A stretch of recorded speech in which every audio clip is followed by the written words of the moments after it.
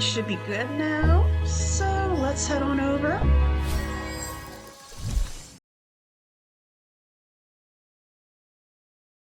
Okay, everything's working. So hello to all my starlights and to those who have just wandered in. Hello, my name is Hitomi. And today we're doing some other stuff. We're doing a tier list update. And then we're going to get into Penacony again. Last time we found out that Mikhail is actually Legwork, one of the founding members of Penacony, but also one of the Nameless. And that he left something for the Express that not even anyone knows how to get to. So that all happened behind the scenes. We're now working our way through the Soul Glad Championships to our spot where we can be close to the Charmony Festival in case of something going on. And I believe we left off with the big ticker. So we have to figure out how to do that. But first, we shall do the tier list. Let me make sure. Yep, that's up. Okay. Everything is up and running. Good.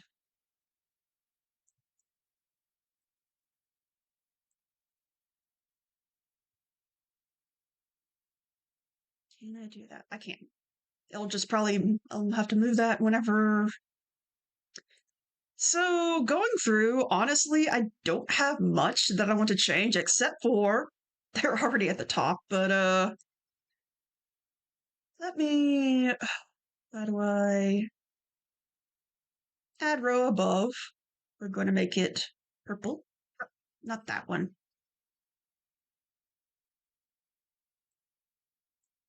This row. Ah.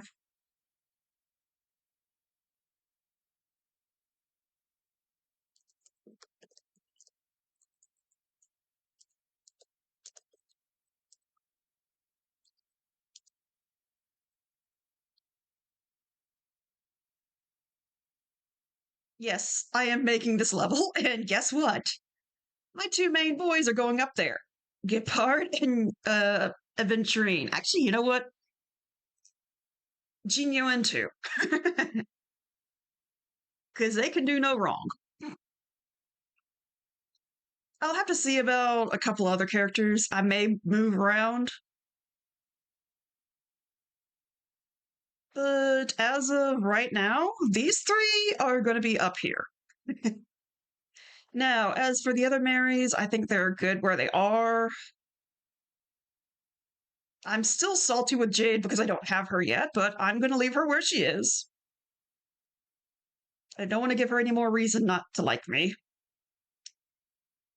Firefly, I still do like her, but she's still more of a crush sort of thing. However, I do know this man is moving up. Probably right here. Yeah, he kind of went up in my books because of his storyline.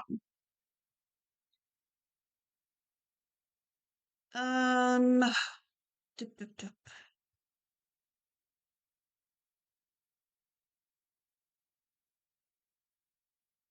Oh, hello. Is there anything I can call you? Because I don't know if I can say that. But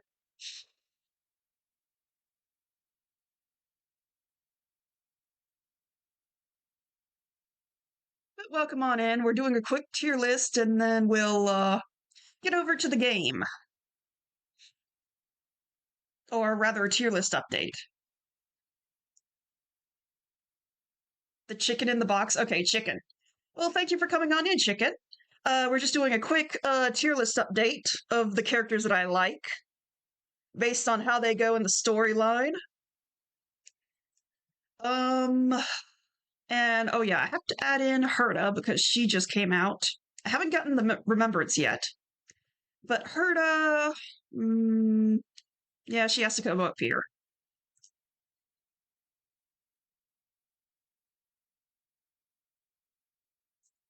So yes, the Herta, yes, she joins the top rank, well, almost top rank.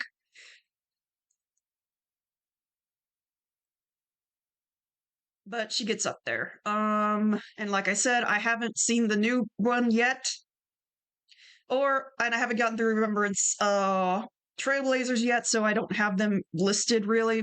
And these two are still down here because I haven't gotten to that. Where'd you put Ting Yuan? Ting Yuan is here in Crush. Fugue is down here in Friend because I just didn't have that much information about her. So I think I may put her up here with Fugue. I mean, with Ting Yuan. Because I have used her in. I have used her in.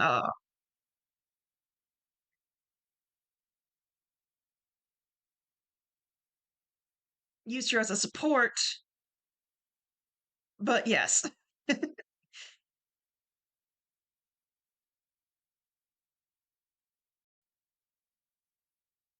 Yes, I know. I just haven't done the storyline to get them yet. So, right, I know they're out, but I just don't know anything about them yet. And I don't know when I'm going to get them because I'm trying to go by the storyline. So I don't know how far away I am from getting them.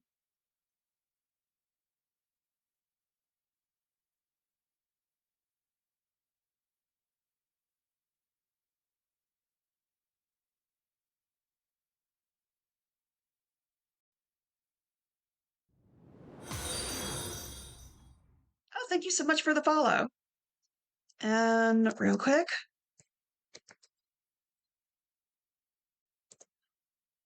here are all my socials. So if you want to find me elsewhere, my Discord and my Twitter, where I post when I'm going live, as well as my YouTube, where I start all my VODs. So if you want to see me from the beginning of Star Rail or anything else I've done, you can check it out all on YouTube. So thank you so much for the follow. But let's see. Boot Hill is my boy. He's staying there right now. I want to move him up into Angels that can do no wrong, but I still want to see him more in the storyline. Blade is staying where he is. I don't know if I can put him up one more level.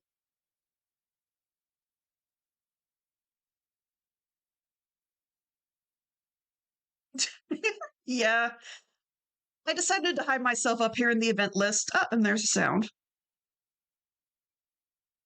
I'm just having fun hiding my VTuber all over the place because it's just fun for me. um,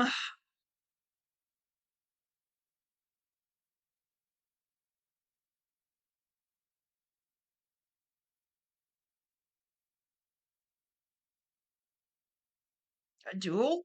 Okay. Never done that before.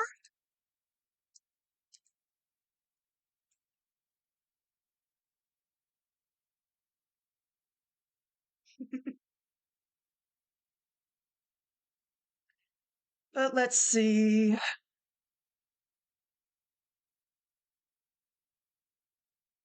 Fushin will stay where she is. Black Swan. I think everyone here will stay where they are. I'm still a bit mad at Jade, but I'm not moving her just yet. If I don't get her, then maybe I'll move her down. But for right now, she can stay where she is. Firefly? Mm,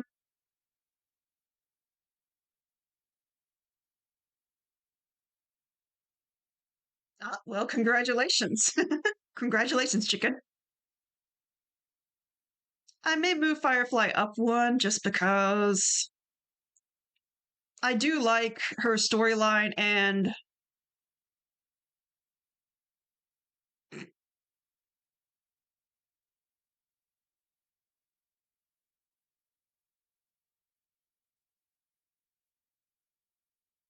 well, I don't know how you can get more gold.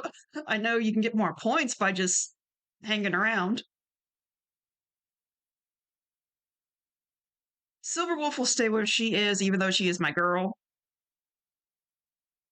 I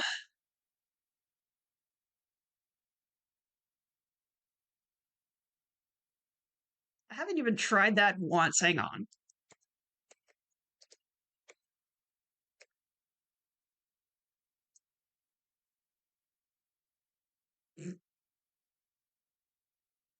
Let's see how this goes.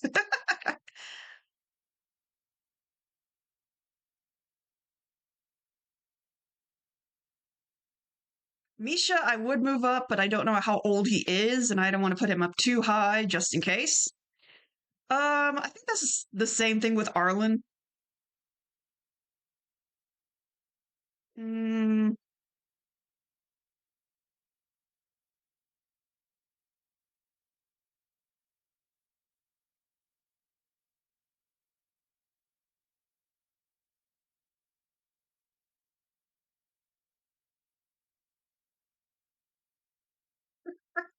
did we really lose to bots?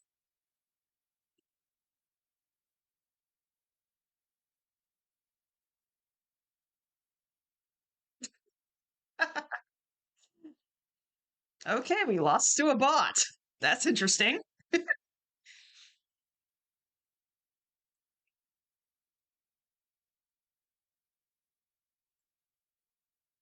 Okay, let's try that other one.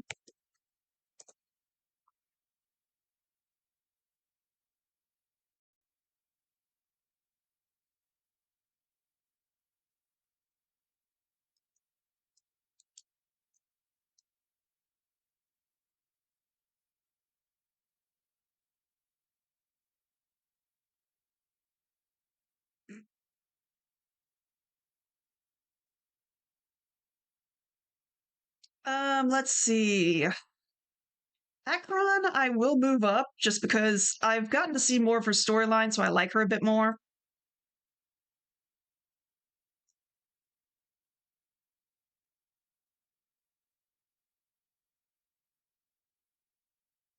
And yes, I will move Sparkle up just because I have seen her in the thing, so she shall be friend.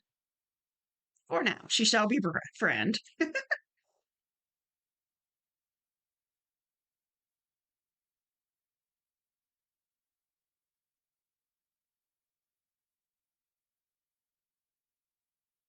Oh boy, Big Zom.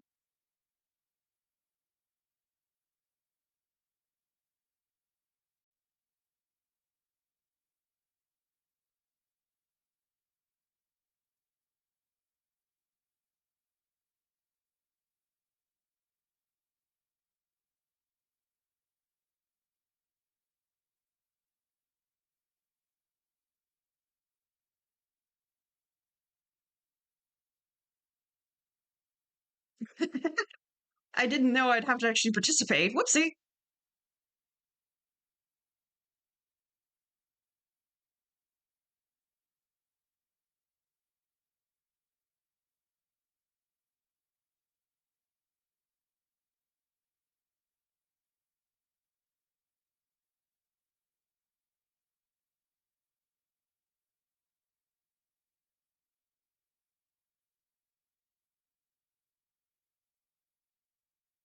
Uh,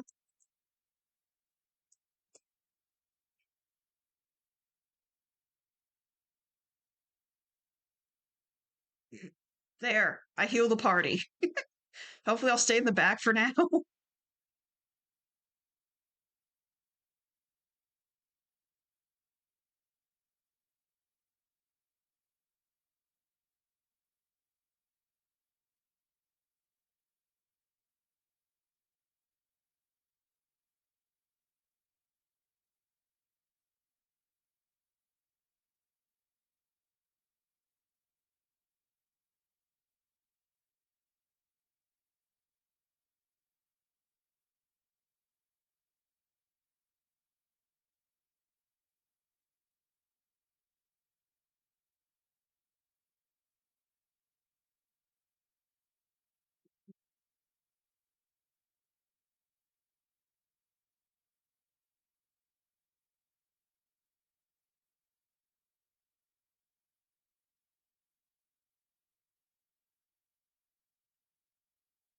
Oof, that hit a lot of damage.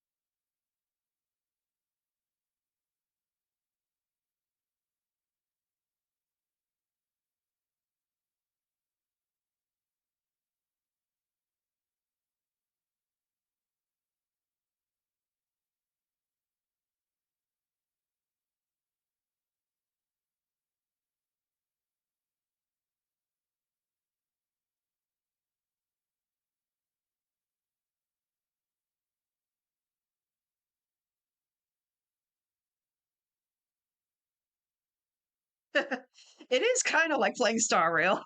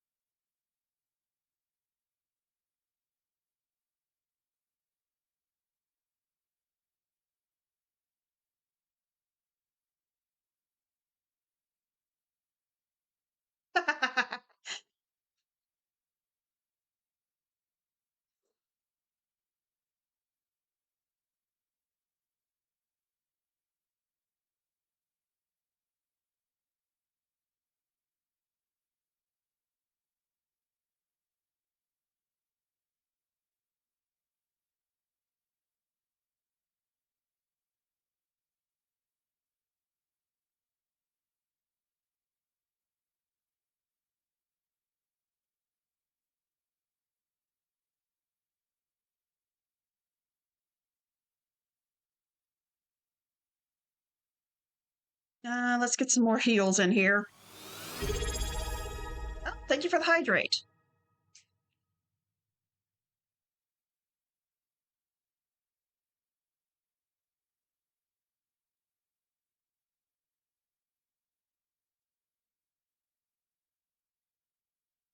Oh, I hit 3. Why did it not? There it goes. Maybe I had a second turn. I don't know.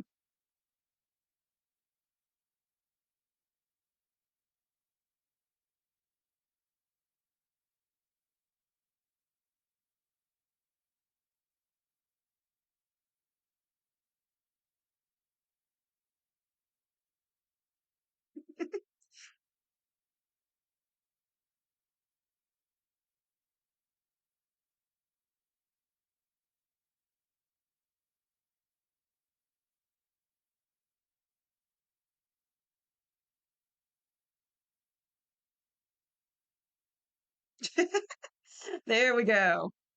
Now you have golds. Um,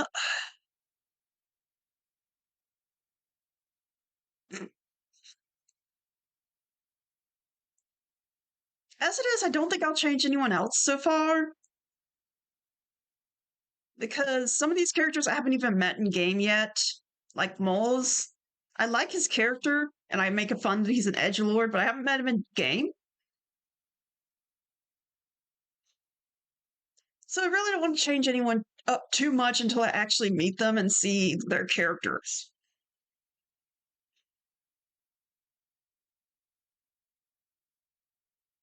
No, I just got done with the Law Fu. I haven't done anything else in the Xianzhou.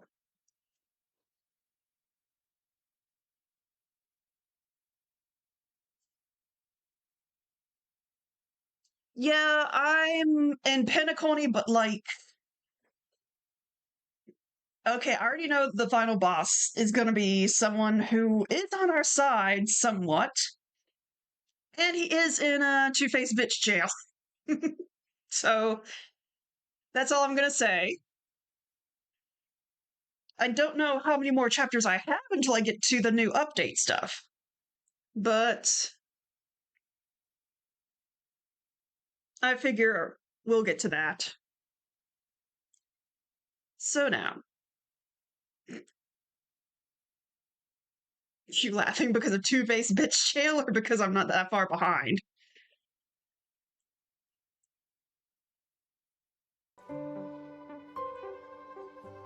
Okay. Back in. Get our login.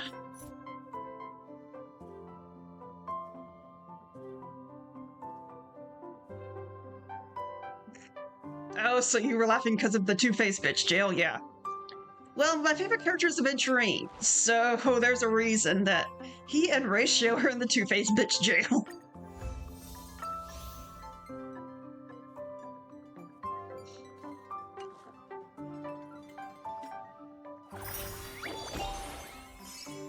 Dang it.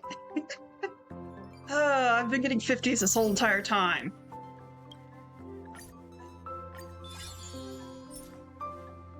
I would not be an Aventurine simp if I didn't, or Aventurine person if I did not try for all the luck.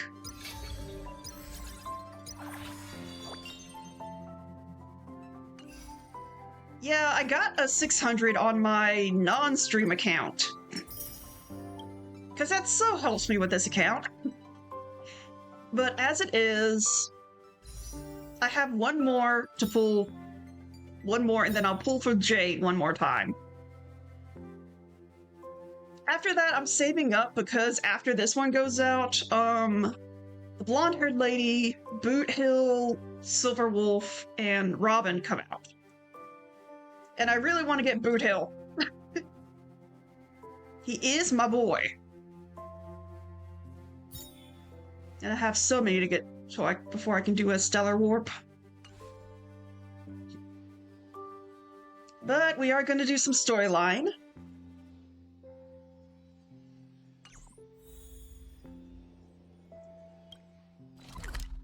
So let's get back into it.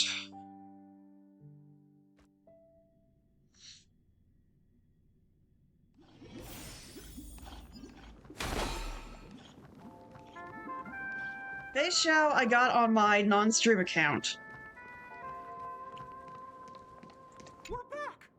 As long as you have these, you'll be able to find closure.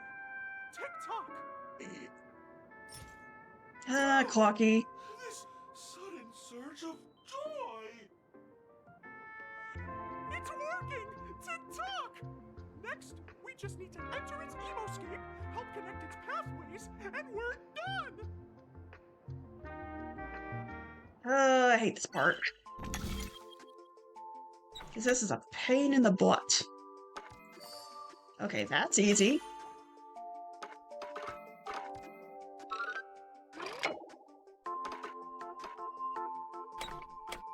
I don't know how to get it to go.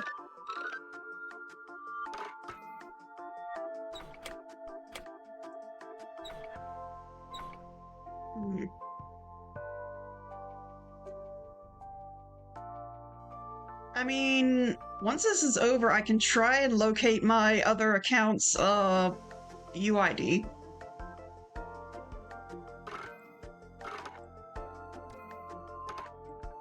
Okay, so he needs to go there.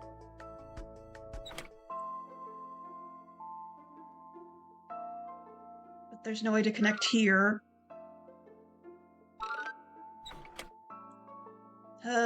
I hate these stupid puzzles.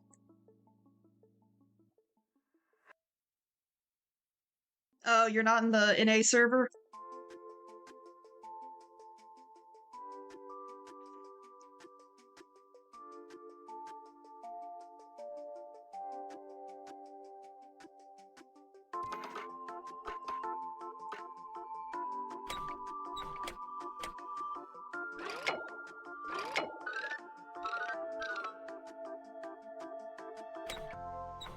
Yeah, how does that help me? Exactly. Oh. Ah, you're all the way back there. Clocky, hush up. I'm trying to figure this out. I mean, he can get on there, but there's no way to get from there to there. And this doesn't go far enough.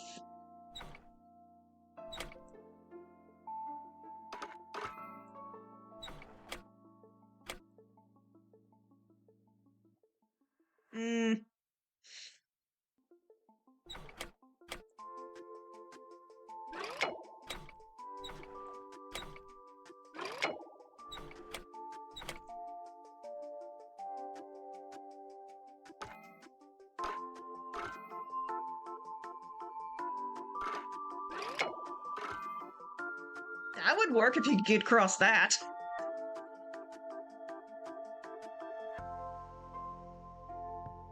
Well, that's gonna take a minute because I'm trying to figure something out.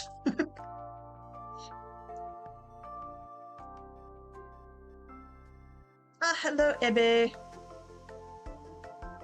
Okay, then what's the answer, chicken?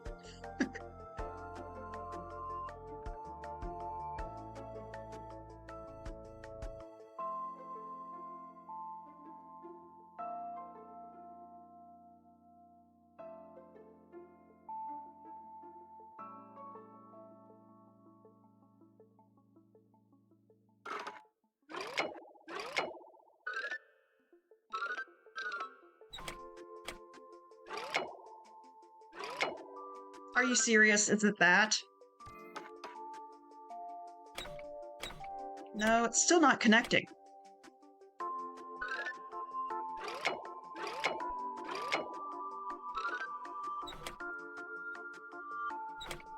I have moved the mirror.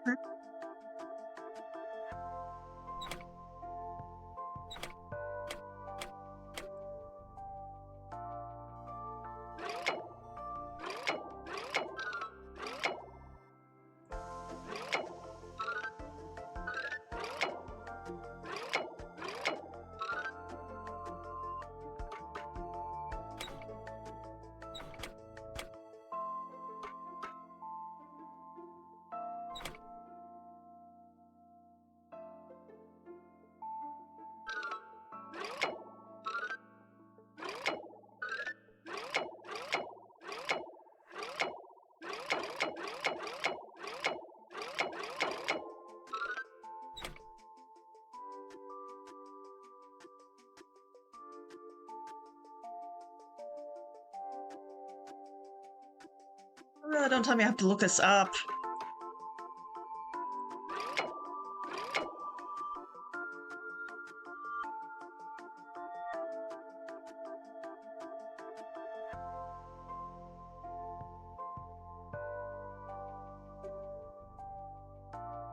Okay, chicken, what am I missing?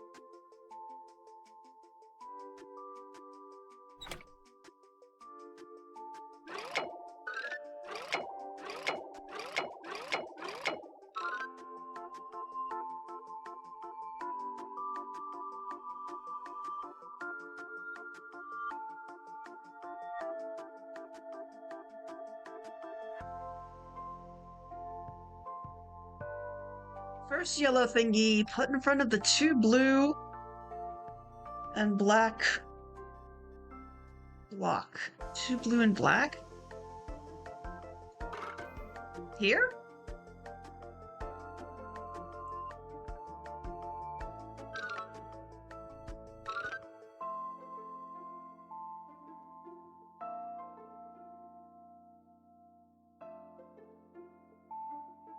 Or back here?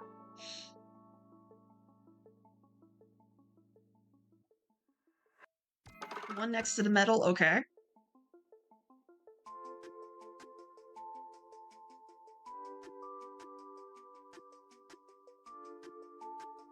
No. Okay, so is it okay here?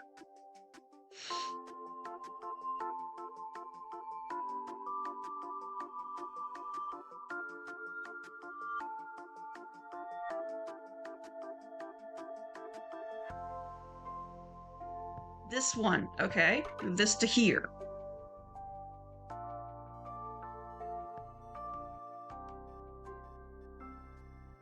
Okay, so this one's right here.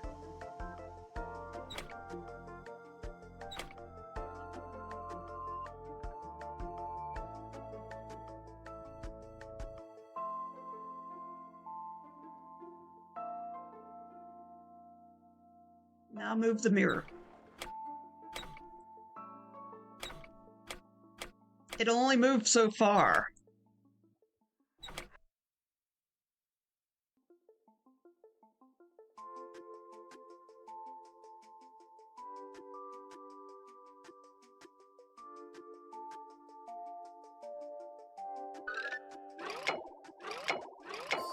Oh my goodness. What's going on in here? Your inner self is a mess! I'm not qualified to be the real Clocky! Thank you, chicken. No! This is unacceptable! You have to face your fears! Success!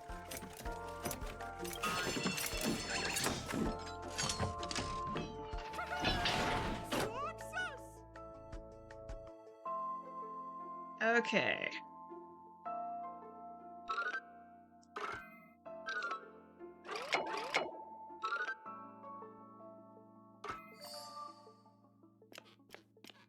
Okay, that one was straightforward. That middle piece was insane. Thank you, Clocky.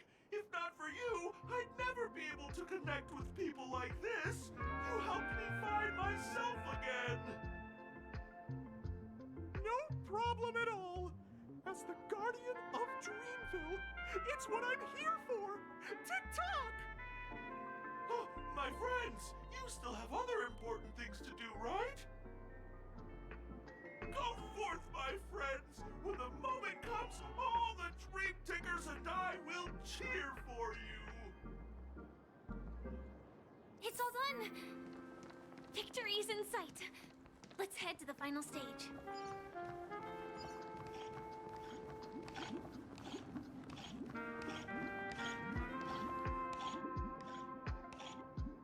Congratulations to both of you! Oh, you've overcome all obstacles and proven yourselves! But, unfortunately, there is only one who can be Penacony's festive superstar.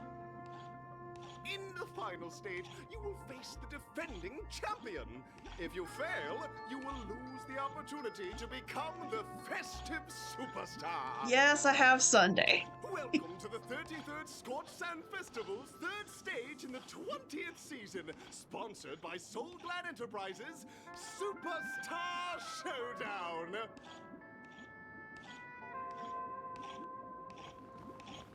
Yes, I was very lucky with some pulls.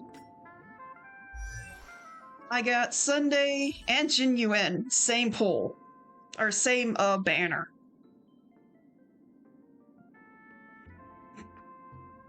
I also got Aventurine, my boy. And Acheron. And last time I got Firefly. I couldn't get Fugue. And then, oh, where is she? Oh, there she is. I still have to work on her. I got Herta. I am free to play, actually. I'm not using anything besides what the game gives me.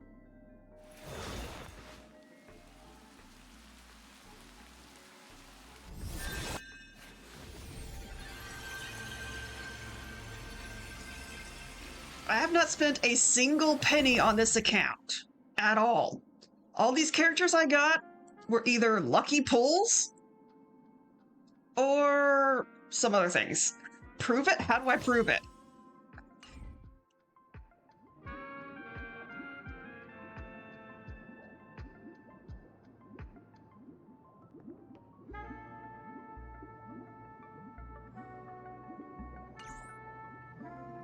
Show you the store. Okay.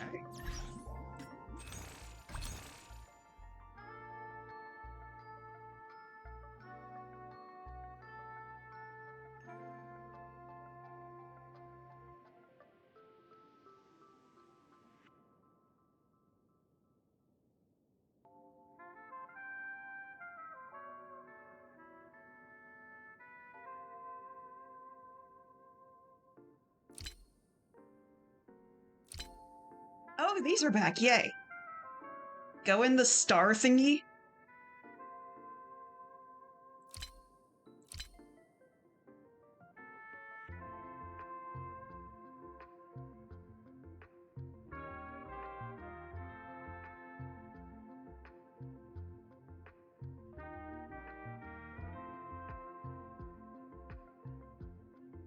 Nope, I haven't bought anything for this game. All I have is what the game gives me.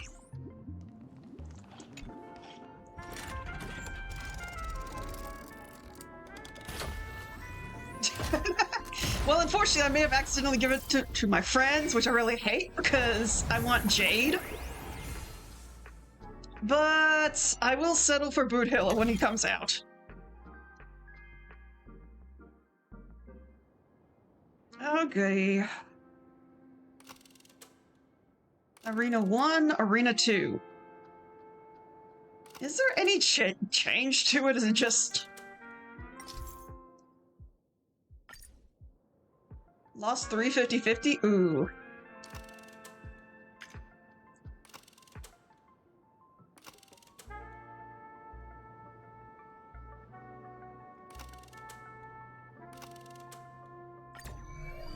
Oh well.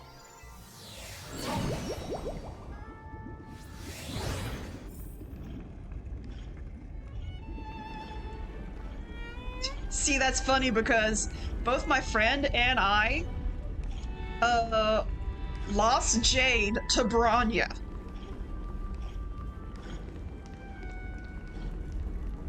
How did I know it was him? I think I just saw someone extraordinary.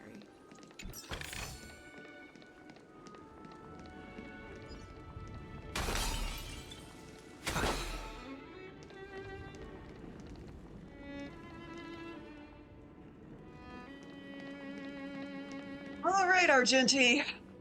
Please wait, my beautiful ladies. By the glorious light of beauty, I never thought I would see you again. In such turbulent times, your kind faces are as spring's gentle breeze, bringing solace to my scorched heart. Are you a knight of beauty?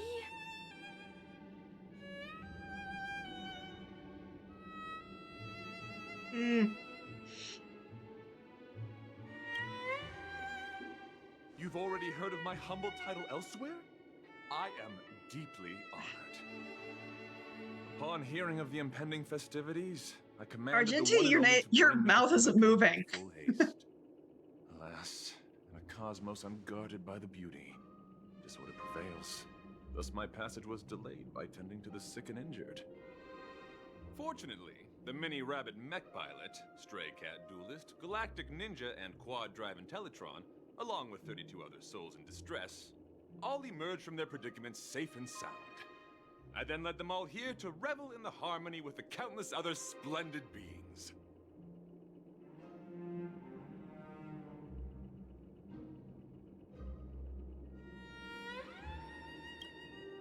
I do not deserve such praise. Again, Argenti, your mouth is not moving. What the hey? Radiance matches that of a beautiful peacock. Remains in a woeful state. Ugh, how I wish he too could partake in this splendid occasion. Yeah, my boy ain't here. Let's get back to business. Since fate has brought us together, it stands to reason that you both seek the accolade. Okay, hang on. Though upon arrival, I was once mistaken for a towering silver-armored fugitive with fiery red flames due to my lack of eloquence. It matters not, for all these trials stem from the land of the dream's beauty. What matters is that I now stand before you. Our paths have crossed. I, Argenti of the Knights of Beauty, am humbly requesting a battle with you both, in the name of the Code of Chivalry. If I am fortunate enough to emerge victorious, kindly grant me passage to the Crown of Victory, and recognize that Idrilla, the beauty, is the most peerless beauty of them all. Oh, great. Dear friends, please ready yourselves for the trial set forth by the beauty. Jesus. Not that one. This one.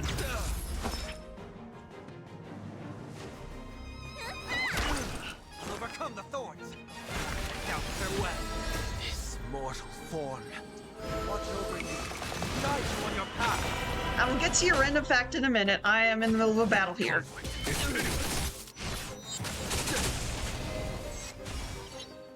fighting a gentleman.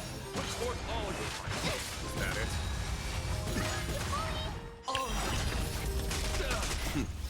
Time for the master stroke. Show no mercy.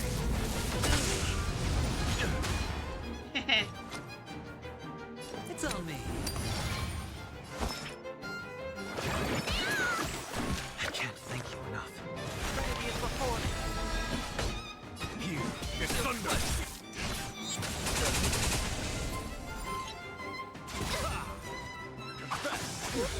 Watch it. Sure, I'll play along. The dice have been cast. Bust. Or maybe I'll take it off. The fun thing is he mentions Venturine, and I have Venturine in my party. Need a doctor?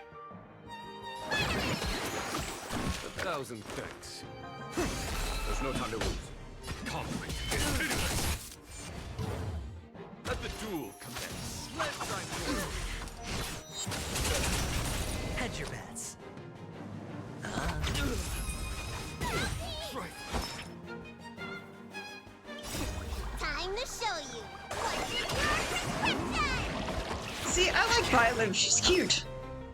I heard the call. Out farewell.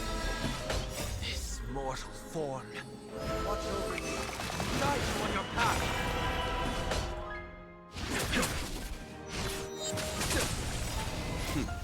Time for the master stroke.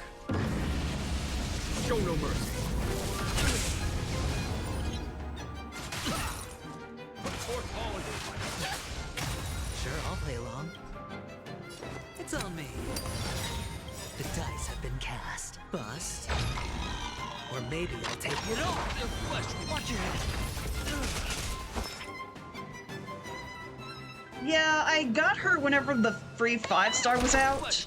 It was between her or Gepard. I would love to get my Geppy, Behold, this but I needed a healer. No dirty So- tricks will overcome the thorns. Ready as before. I had to go for, Bailu. is thunder.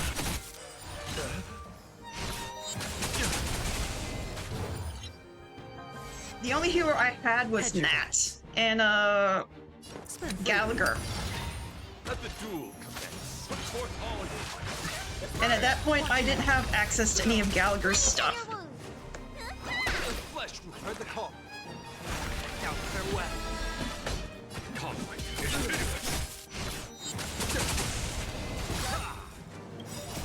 Time to show you. What's your prescription? This is a guaranteed win. Time for the master stroke. Show no mercy.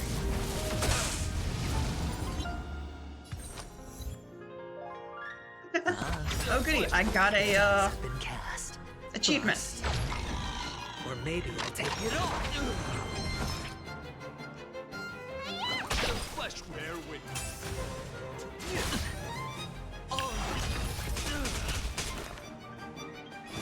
Ready as before. There's no time to lose. This mortal. Watch over you. Guide you on your path. Here is thunder. Rise to the challenge.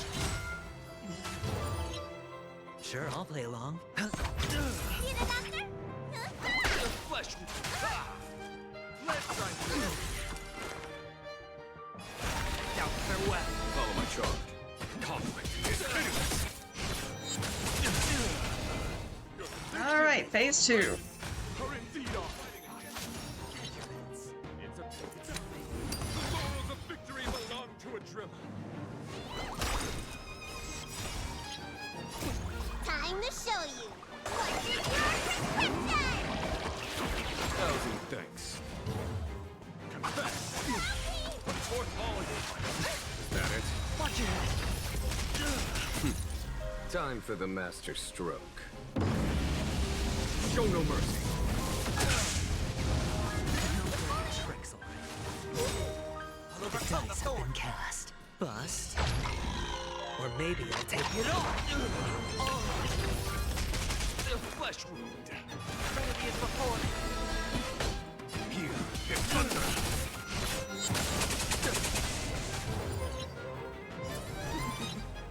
Sure, I'll play along. The flesh, let the duel commence. Put forth all of you. Is that it? This mortal form. Watch over you. Guide you on your path.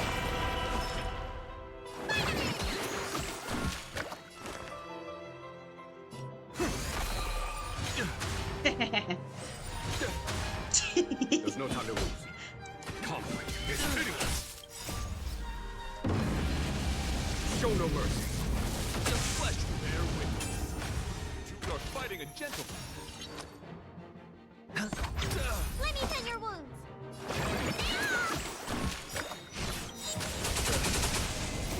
Time to show you. What's your prescription? Thousand thanks. Let's try this. Put forth all of you. Rise to the challenge. Here is thunder. Hedge your bets.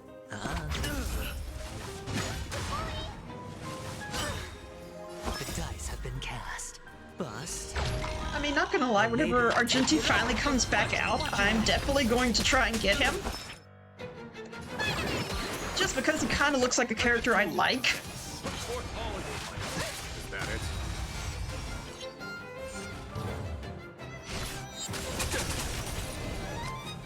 you.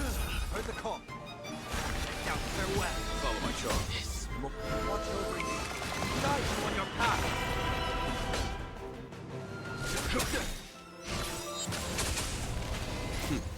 Time for the master stroke. Show no mercy.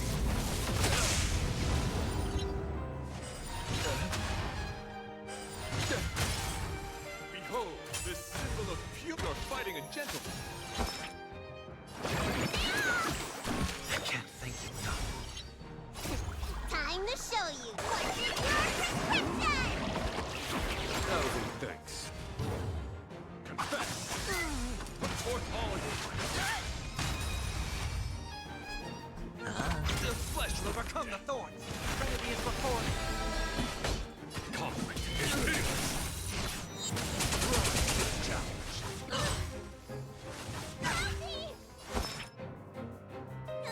The flesh will let the duel commence. Put forth all of you.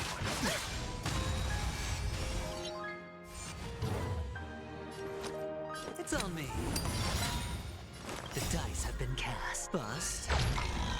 Or maybe I'll take it all. The flesh will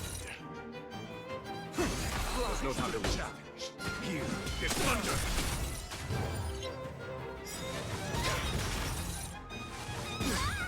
Watch your head. This mortal form. Watch over you. Guide you on your path. Time for the master stroke. Show no mercy.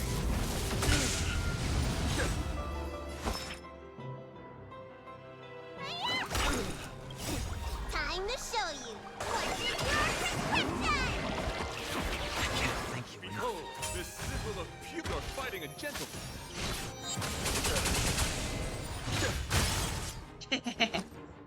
Spend freely.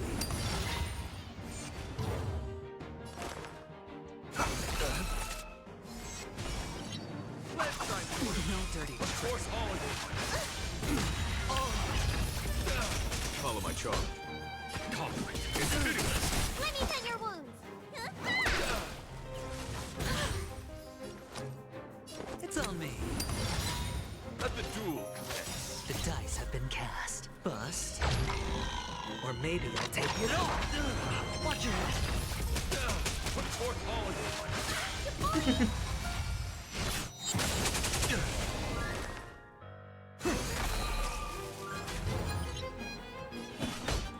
Here is thunder.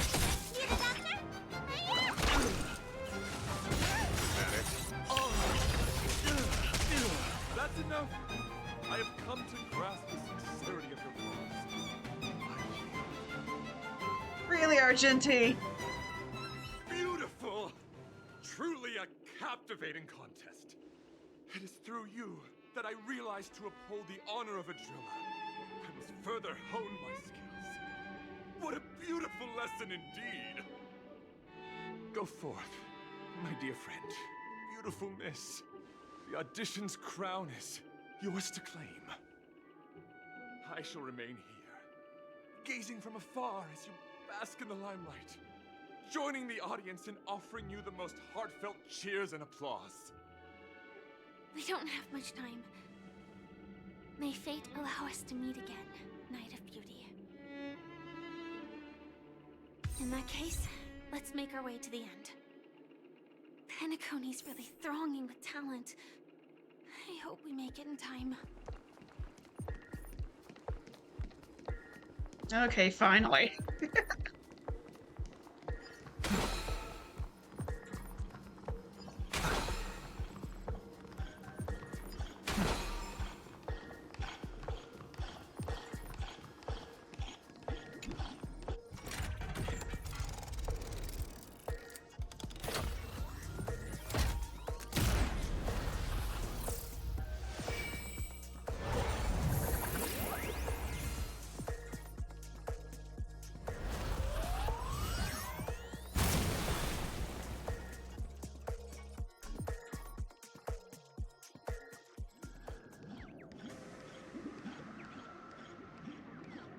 Just making sure. Wait, I hear a bird. Where is it?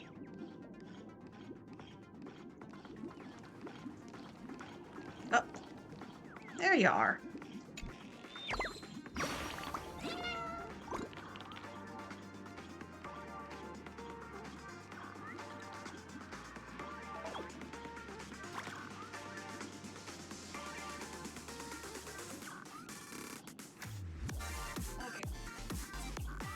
Oh my goodness.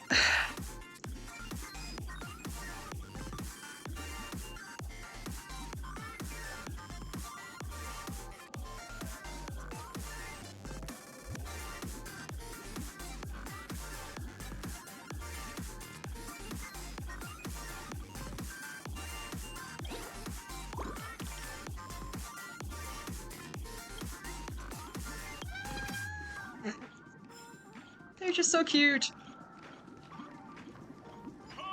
Congratulations to the Galactic Baseballer and Firefly on becoming this Scorched Sand Festival's champion! We look forward to their amazing entrance in the Charmony Festival! Let's give a round of applause to our aspiring young guests!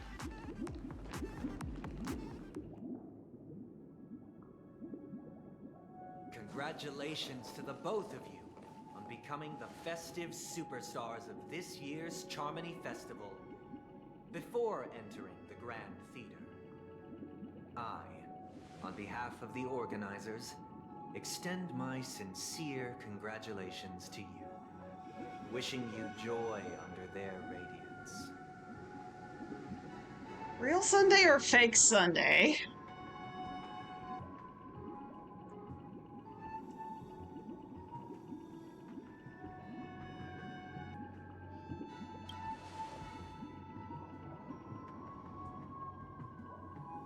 As previously promised, my sister, Mr. Yang, and I have met with the Dream Master. We delved into the truth about Penacony and its Stellaron, and have come to a consensus. Both I and the Oak family cannot acquiesce to your request. Sunday. Just as expected. We acknowledge the perspective of you, Nameless. Penacony does require change, but not as you propose. The planet of festivities cannot and will not revert to a place characterized by chaos, disorder, or anarchy. Through your journey of overcoming obstacles, you must have glimpsed the essence of that era. The vulnerable ruthlessly eliminated, equality non-existent, common folk living precarious lives, eking out a dreary existence. Ultimately, only heroes like yourselves manage to achieve success.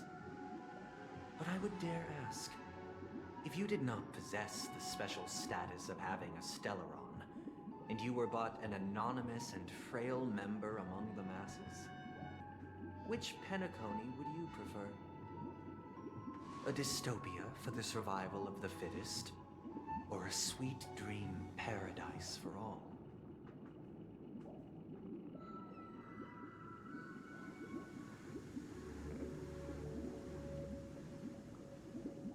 I don't know. Why are you asking me? Yeah, pretty much. Like, seriously, Sunday? What's going on to you?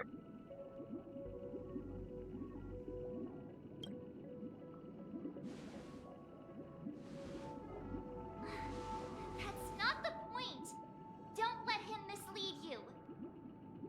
Mr. Sunday, even if the members of the Oak family can't fully agree on what to do about the Stellaron, now's not exactly the time to be holding an extensive discourse about Penacony's past and future, is it?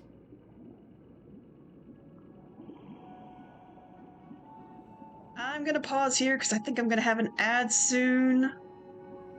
And I'm gonna see if I can find a random fact for chicken.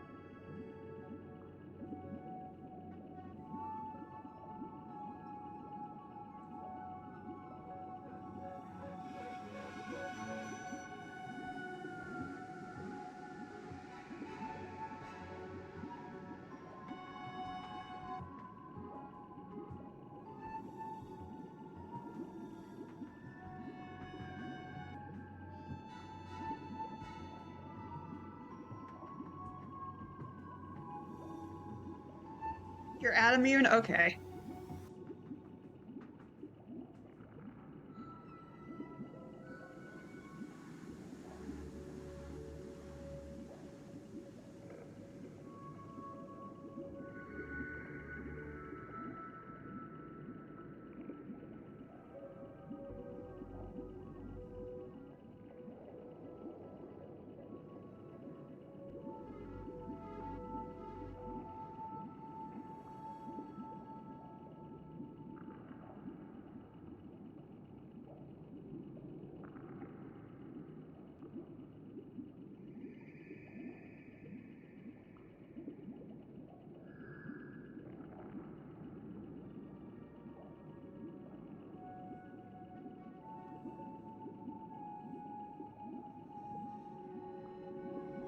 Well, once we get back from ad break so that everyone can hear the fact, I'll definitely give it to you.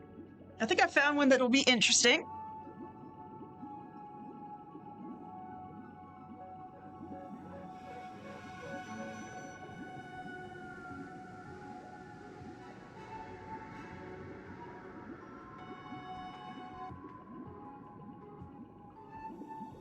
Did ad go through, or... Yeah, ad went through, okay.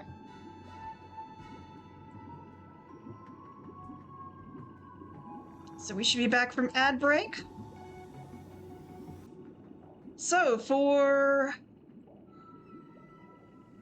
Chicken's random fact of the day. Did you know there are more stars in the universe than grains of sand on Earth? Now you know.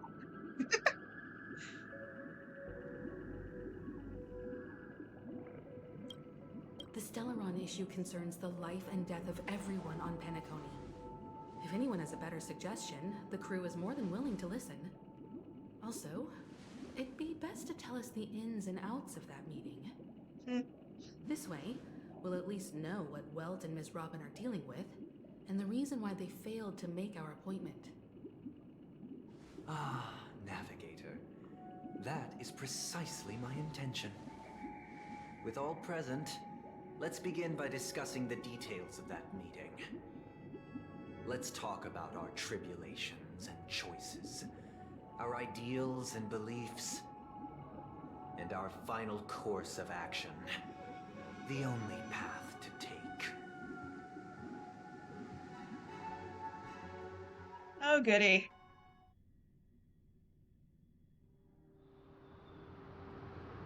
You mean to say that for the longest time, there have been scoundrels who would use the Charmony Festival that I have bequeathed to the masses as a tool to realize their ambition? Indeed, Dream Master. Once the Charmony Festival begins, The Stellaron's powers, along with the song, will be broadcast across the entire planet of Penacony. And then everyone in their dreams will be unable to awaken. This is indeed surprising to me. The dreamscape is maintained by the collective effort of the 5 families. If someone were to use the Charming Festival to recklessly disseminate the power of the Stellaron, this individual must hold a position of great authority. Do you have any suspects? I'd like to ask, did you really not know of the Stellaron's existence? I would have never thought that this nameless would point the spear at me. Quite astonishing indeed. If I have offended, the Astral Express extends its sincere apologies. But the current circumstances are dire and leave no room for meticulous inquiry. We're doing this out of concern for the Dreamscape's safety. So, if you could, please alleviate our concerns. Dreammaster, it's just to prove that the Charmony Festival has nothing to do with the Stellaron. If we're being overly cautious, I will return to the stage to offer tribute in song, just per the arrangement.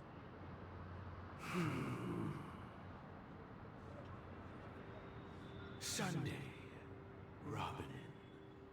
I've watched you two grow up and know your dispositions like the back of my hand. Both of you, right now, can surely be lauded as their most devout advocates. I already know your resolve. The magnitude of this matter is enormous and cannot be taken lightly. Since Mr. Yang has asked with such earnestness, I will personally respond in kind. If there is a need, the entire Oak family will be mobilized to heed your call. Someday, might I ask you to beseech them to cast their light unto me and question me in their stead, so that no lies may be concealed? I will do as you command. Robin, could I entrust you to be present as a witness, to document the truth, and to proclaim my innocence, so that all slander may be utterly dispelled? I will do as you command. May thy will be carried out on earth, just as it is in the heavens. Oh, triple-faced soul, please sear his tongue and palms with a hot iron, so that he will not be able to fabricate lies and make false vows. Let us begin. There is nothing else to prepare. I hate this background. Question. Have you devoted your life to your god, never worshipping other gods? Naturally. Do you love your god as you do yourself, always heeding their admonishments? Naturally. Have you strayed from the path expected by your god, betraying their name? Never. Have you ever been inordinate with your asks of your god, coveting more than the foundation of the creation itself? Never.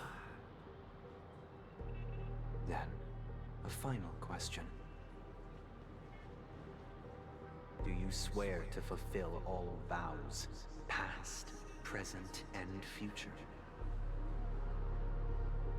With the Eon as my witness, if I do not deliver on my words, or if I renege on my vows, may I be cursed in accordance with divine law. They have seen your faith, and have endorsed your faith. With this, it can be evidenced... Just a moment. What is it, Mr. Yang? I have another question I hope to have answered. To my understanding, the family's harmony and prosperity have never relied on so-called divine laws.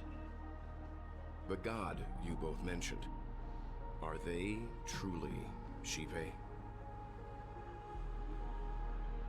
Mr. Yang should know that those belonging to the family toil together as if they were kin, embracing solidarity and unity under their light. All duplicity is laid bare before the harmony. Such a delicate and complex symphony. Which other god could perfectly harmonize this, if not for the great one, Shipe? Perfectly harmonize. Therein lies the problem. It isn't an outsider lurking in the shadows who changed the harmony, but a dissonance that has surreptitiously emerged from within this very symphony itself. In the distant past, there existed an eon. With one flick of the wrist, they crafted the laws of the cosmos. Their followers formed the Beyond the Sky Choir, spreading solemn and reverent hymns throughout the universe. Later, they fell. The route traversed by this eon clashed with the harmony, ultimately being absorbed and fused into it. The chorus that once reverberated across worlds fell silent, and when it echoed anew, it was transformed into the hymn of harmony. Though an eon may perish, paths with no masters still linger. In the all-forgiving harmony, echoes of bygone dissonance may subtly arise. Mr. Yang. Being overly astute can be a detriment. Especially when you find yourself alone and without allies.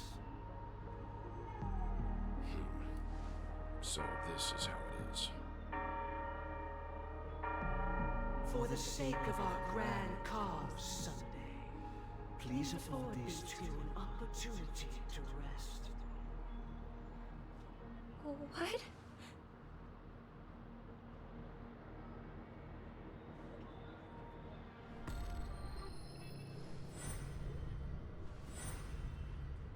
Sorry, Robin. It's just you. I did not wish for you to know this. It's a pity that things have turned out this way. So, this is the true reason I can't sing? The shadow that envelops Penacony is actually... We were never children of the harmony. Our ideal paradise could not have been crafted by Shipe. True bliss can only be guaranteed by the one who transcends the many. Within the foundation of law, humanity establishes civilization, and through harmony, we obtain order.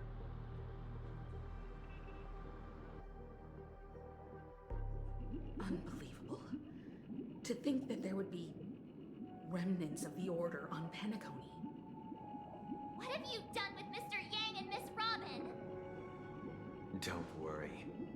I just gave them some time alone to ponder their fates. You should know that these actions make you an enemy of the Astral Express. Should we need to stand against the Nameless, it would only be myself and the Oak family involved. But we haven't reached that point yet, have we? Your efforts for the justice of Penacony are evident to everyone, and have been widely observed.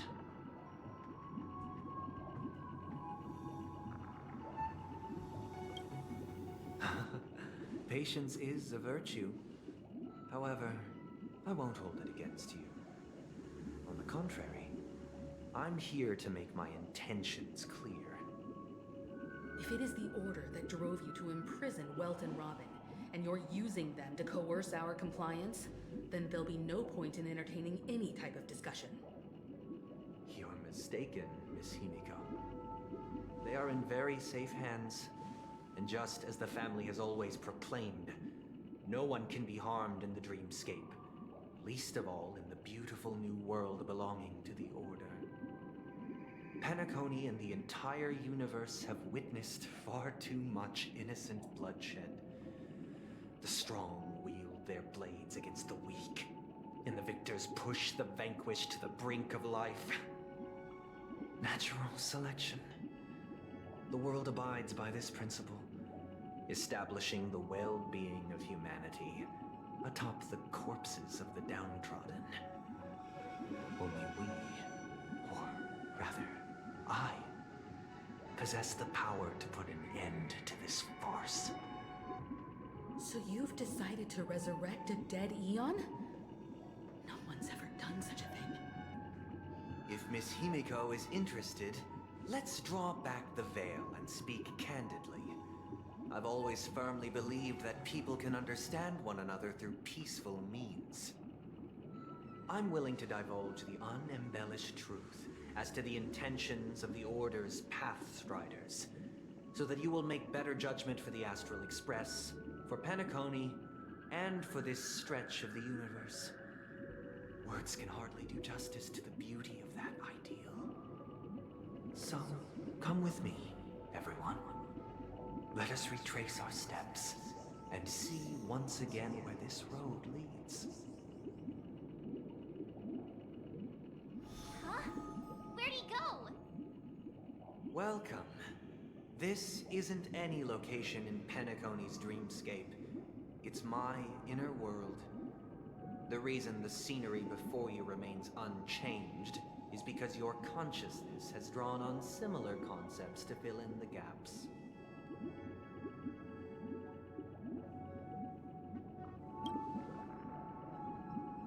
That means... Did you do the same to Welt? It's a tuning process. Stronger in effect and more draining on the mind. The gray-haired guest has experienced it before, so she should understand what it entails. Tuning allows you to intuitively grasp my feelings, which also means that I cannot hide anything from you. Now, everyone, please look at the huge screen. The road we once took begins here. From this point on, you will witness the numerous decisions I've faced. I've selected a portion of these to share with you. I believe after going through similar predicaments, you'll be able to better understand my thoughts. Let's begin. The first decision. A story about a baby bird. This story happened when Robin and I were very young. We were victims of the Stellaron disaster, and the family's Mr. Gopher Wood, who would later become the Dream Master of Penacony, saw that we siblings had no one to turn to and took us in. Later on, Robin and I lived a time with nary a care in the world. One day, after dinner, while my younger sister and I were lounging about in Mr. Gopher Wood's yard, we spotted a fledgling Charmony dove all on its own.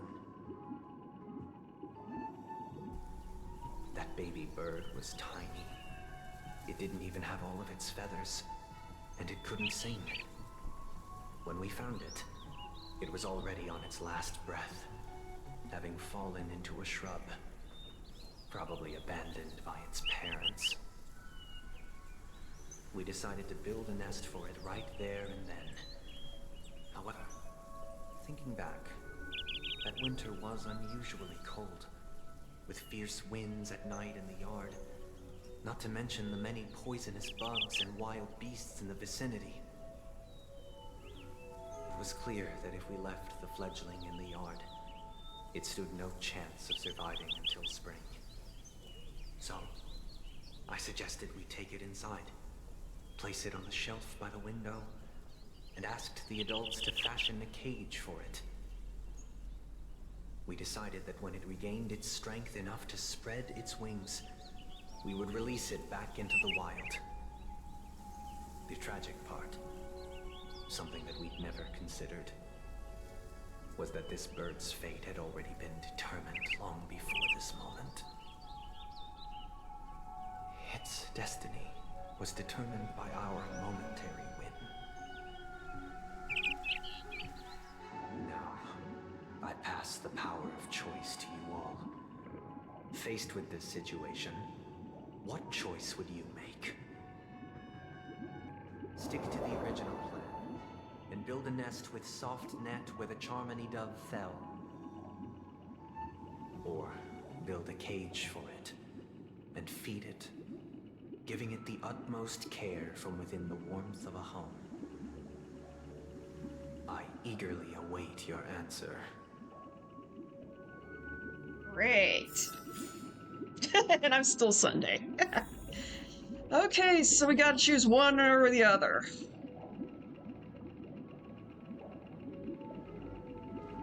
Oh goody, I don't have to do this myself. That guy just casually throws this kind of question at us? What exactly is his deal? But fine, I'll answer, I guess. If it were me, I guess I'd choose to build a cage for the little Charmony dove. After all, leaving it there, it's bound to get hurt by wild animals or something. And that'd just be too sad.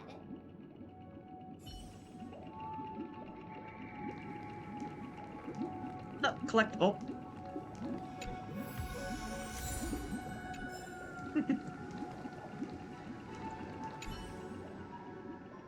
I can't decipher his intentions right now, but based solely on that question, I would probably choose to build that dove a cage. Even if I was gonna release it back into the sky, it'd have to be strong enough to fly first.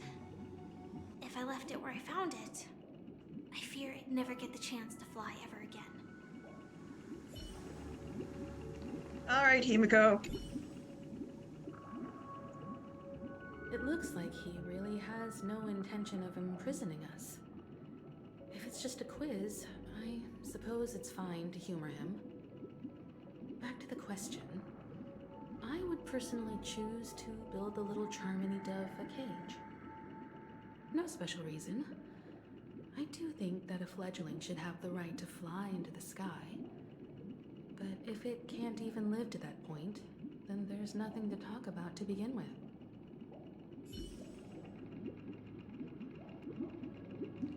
Okay, so we have 3 for building a cage, and we know that's what originally they went with.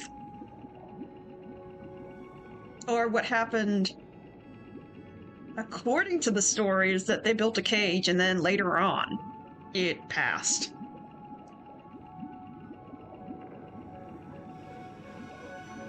So I guess since I have 3 of these answers, I'll go with this.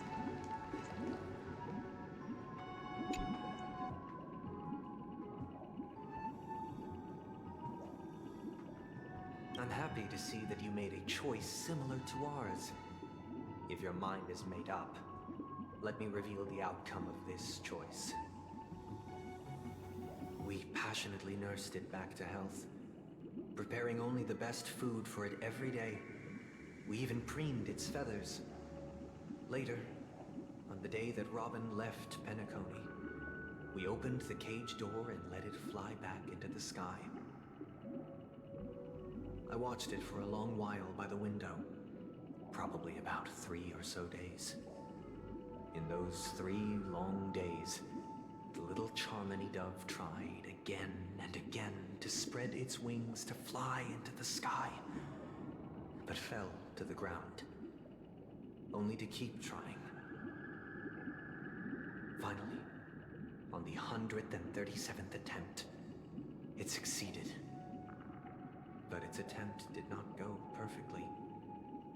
After flying unsteadily for a while, it fell to the ground, unable to grasp the direction of the air currents. The fall shattered its wings. It writhed helplessly in my embrace. But it was all for naught, finally succumbing to a painful demise. And in that instant, our tender care, our given love and hopes, they all became the inevitable push that sent it to its death.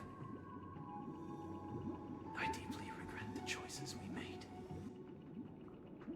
Next, let us head to the second decision. This time, it's the story of a dream chaser.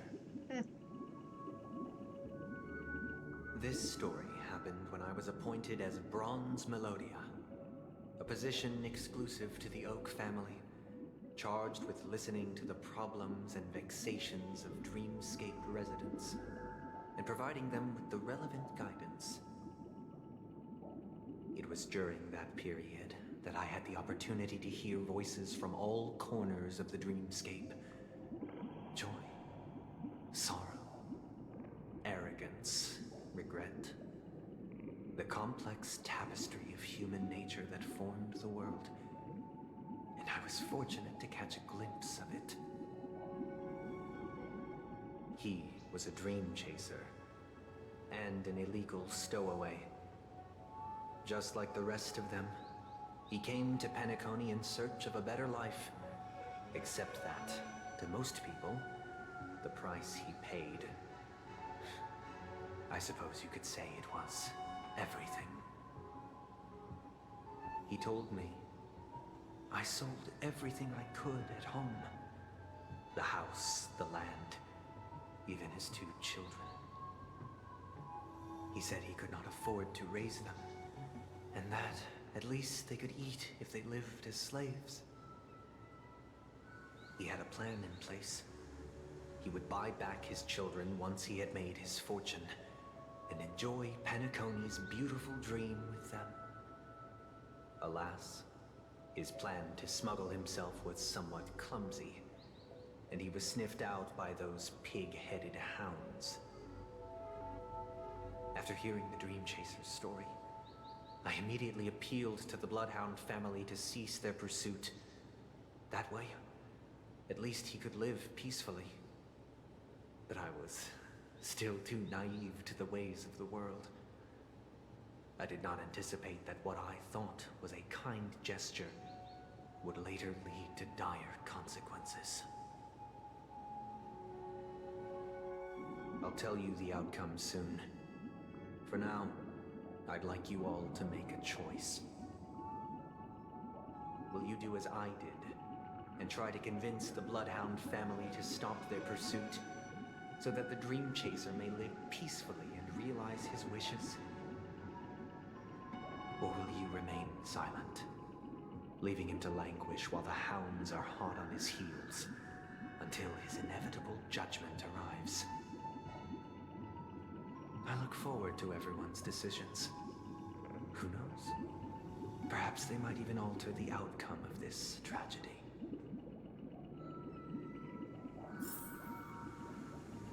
Okay then. Well, Kimiko, what you got? A dream chaser story. If I acted out of kindness, I would probably ask the Bloodhounds to stop their pursuit and lend him a hand. But what cruel repercussion would this choice result in? I think Sunday must have been deeply impressed by the limitations of the strong defending the weak through this incident.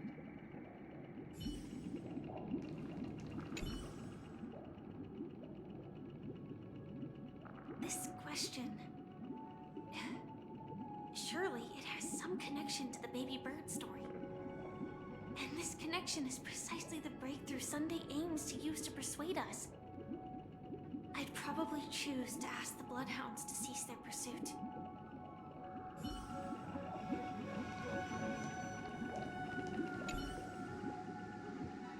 Seems a illegal stowaways are really quite common on Penacony. But that guy in the story, I don't think he deserves any sympathy at all. He sold his kids to chase a dream. Even if he intended to go back for them, it's still insanely irresponsible. With that thought, there's only one choice. Let the Bloodhound send him back home. This person deserves to be punished. Okay. I mean, we know what happens due to storyline with Sunday.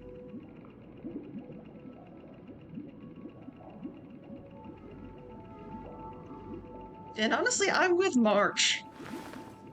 Dude did everything to throw away everything he needed in life to chase a dream. That's not how you do it. Oh. And I think we're about to have an ad.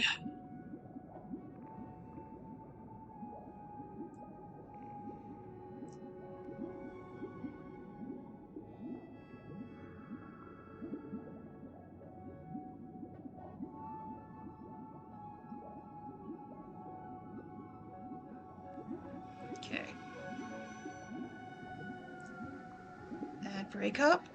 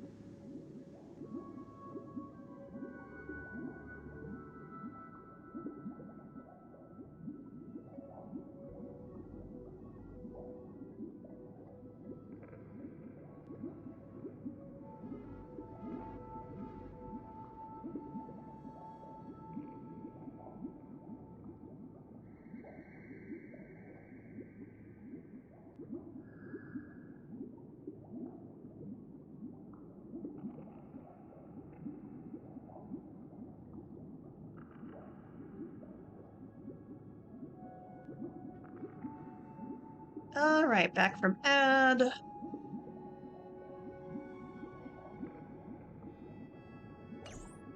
And honestly, I'm gonna go with March on this one. Dream chasing's fine and all, but you sold your kids. That's terrible.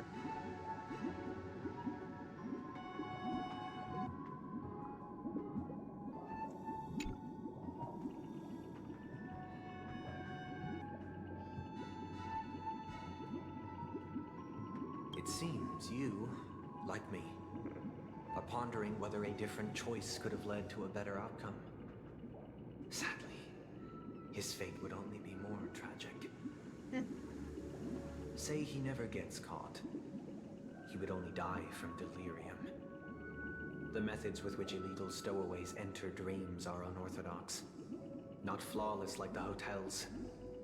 Living in the dreamscape would be a mere pipe dream.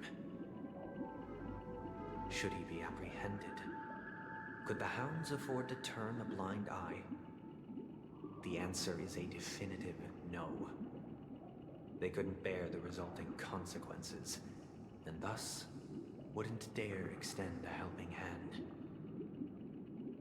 As to your choice, I once again offer my heartfelt apologies. Next comes the third and final decision.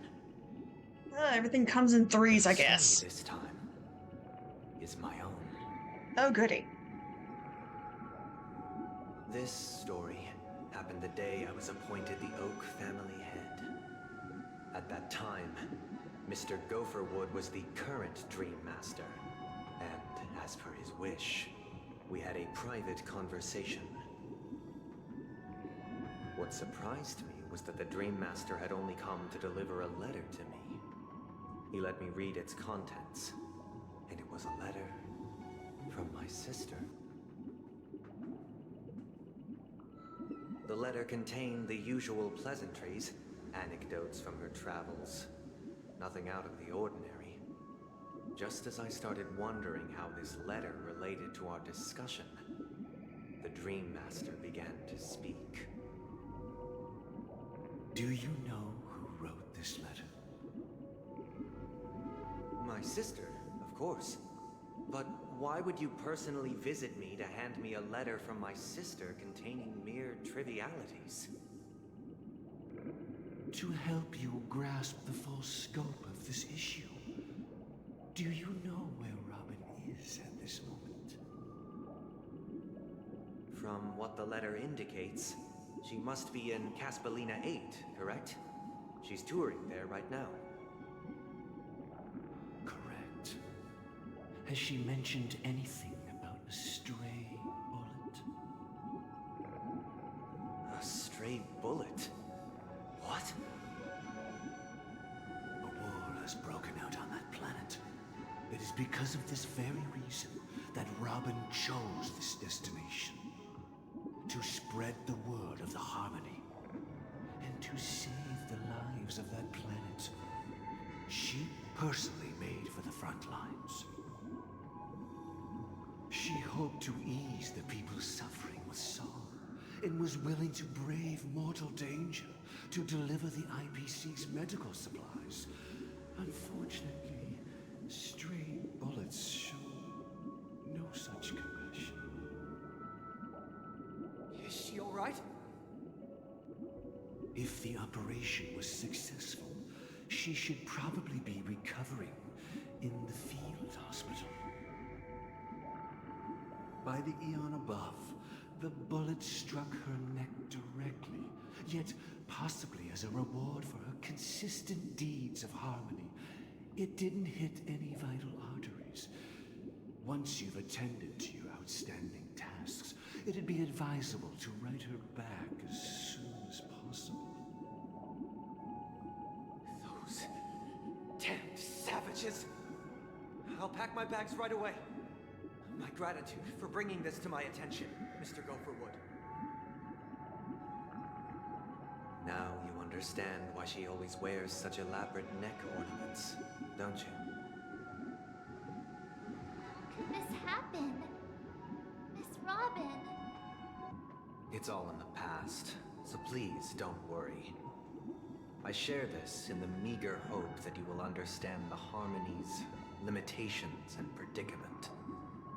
As grandiose as the strong defending the weak sounds, many times, it is nothing more than wishful thinking. Likewise, I've prepared one last question, one last choice. But rest assured, this choice will not have any grave consequences. Because this is merely a figment of imagination, a nightmare that has haunted me through countless nights. If you ever had the opportunity to make a choice like I did, would you still support Robin's journey on the path of harmony?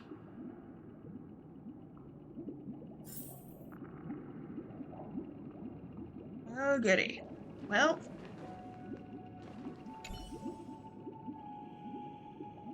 I often feel like I've dreamt of similar scenes on certain nights.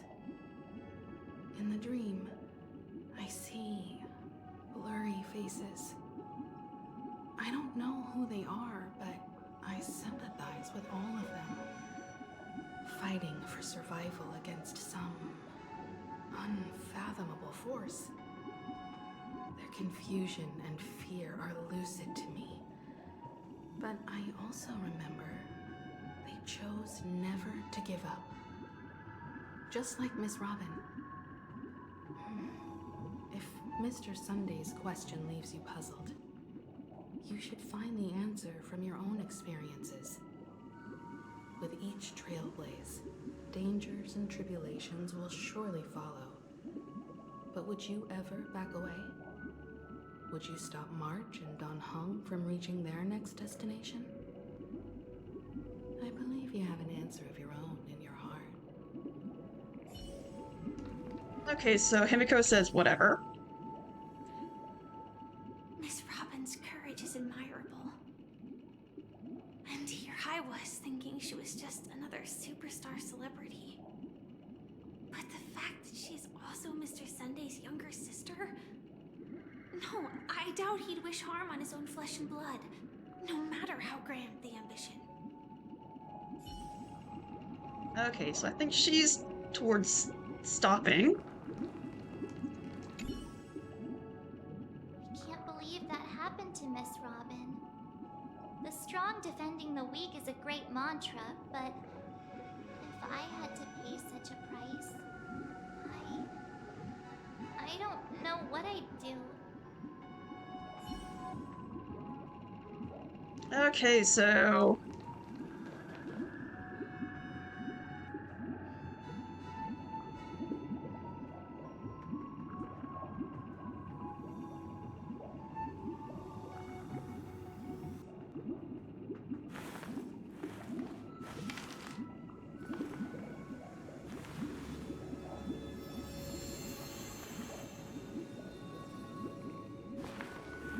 okay.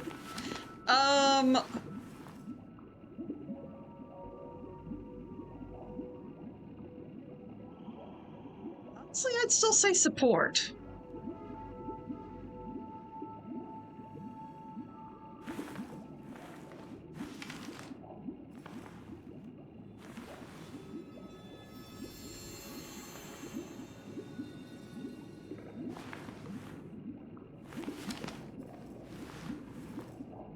Oh, that is actually part of his accessory set. Okay.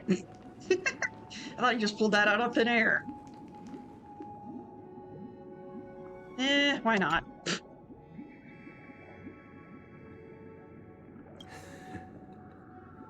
I see. I am now aware of everyone's stances. Raising these questions merely serves to illustrate one point.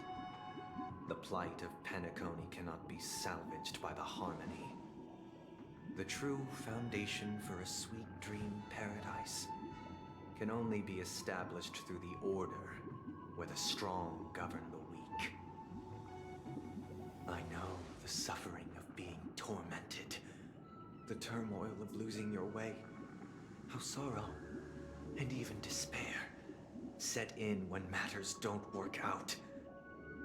All of this causes me unending pain, because this is not what happiness is at all. We must teach the weak how to live a happy life. And this life isn't some noble propriety that the upper crust preaches, but in definitive terms, a way of survival that belongs to everyone. So what is your definition of living a happy life? Good question. Human consciousness is fundamentally an illusion, a cage known as self-worth. People lured in by this illusion make mistakes, yet still ask that external influences bear the burden. When one mistake after the next permeates the masses, they become impossible to trace. Thus, the amassing of these individual cages culminate to form a prison, a place dictated only by the rule of survival of the fittest. Nature is always accompanied by predation and sacrifice. Its antithesis is known as order. That is what I want to do. Unite people's happiness under the banner of order. They won't need to make bitter choices any longer, nor face the weaknesses of humanity. They can cast aside their primal instincts to build a haven for mankind. Simply describing thoughts is far too abstract, so allow me to provide a simple example. As you all may know, there are societal norms like weekends and long weekends that exist on some worlds. During these hard-earned rest days, people are given the chance to extricate themselves from the stresses of everyday life, allowing a certain tranquility to return to their souls. And it It is only on these days that people do not have to adhere to the law where the strong prey on the weak. They can live out their lives happily during these brief intermissions. It's just a pity that 2 or 3 days are still too fleeting compared to the span of a lifetime. From where I stand, society's ideal system should be 7 rest days. Following Sunday, there should ensue a second, a third, and indeed an infinite procession of Sundays. This should be the face of the new world. Idyllic, eternal, peaceful days. And thus, every person can return to their base selves in this utopia. Some gaze in reverence at the stars, pouring their whole beings into calculating the distance between us and the isolated world of Pagana. Meanwhile, some seek refuge in quiet corners, holding one another, unencumbered by the chains of unwelcome obligations. There would be no need to bear the hardships of reality. Only in this way can humanity face the inevitable end with the purest of spirit, living a life of dignity. This is what it is to live in bliss. Miss Firefly, you who are stricken with entropy loss syndrome, you of all would surely understand this. It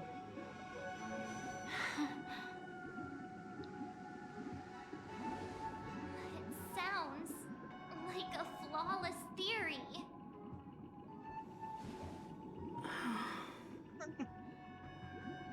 But what is the price to attain all this? The cost is minute, merely a personal and eternal sacrifice. If this paradise is to be maintained for everyone, someone must remain trapped in solitary wakening until the end of the cosmos. Awakening. Which means that this so-called paradise is still a dream. Stepping into this paradise means forsaking reality, correct? It is not forsaking, but transcending. Flesh, blood, sorrow, weakness. If the physical is the root of spiritual suffering, it is only logical that we defeat it. But in this supposed bliss, people won't have defeated their demons. The chance to overcome their tribulations would be forever lost to them. In other words, it is an escape. That's another way of understanding it. But there is no shame in escape. On the contrary, the seeds of escape exist in everyone's hearts. Don't you agree, Miss Firefly?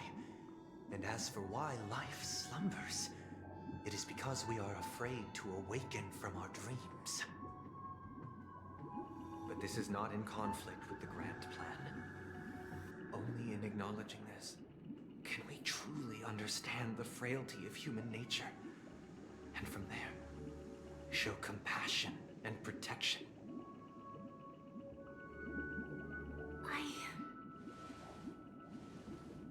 I admit that you are a born leader. Your perspective on humanity brims with pessimism. Yet you express compassion for all, even when your heart pities them.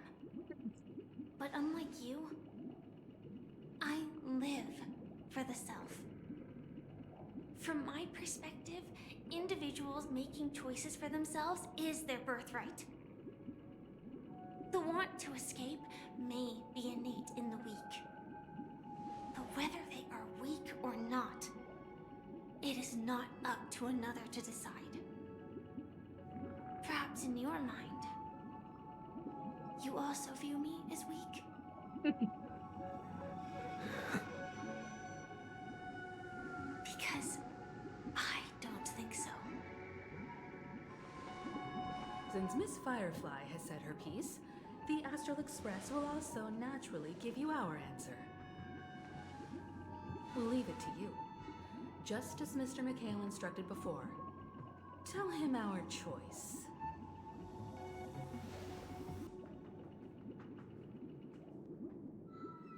Oh, goody. Now we finally get to see what was in the bubble. Gosh dang it. All the What freaking. is this place? Misha! Does this place ring any bells, Misha?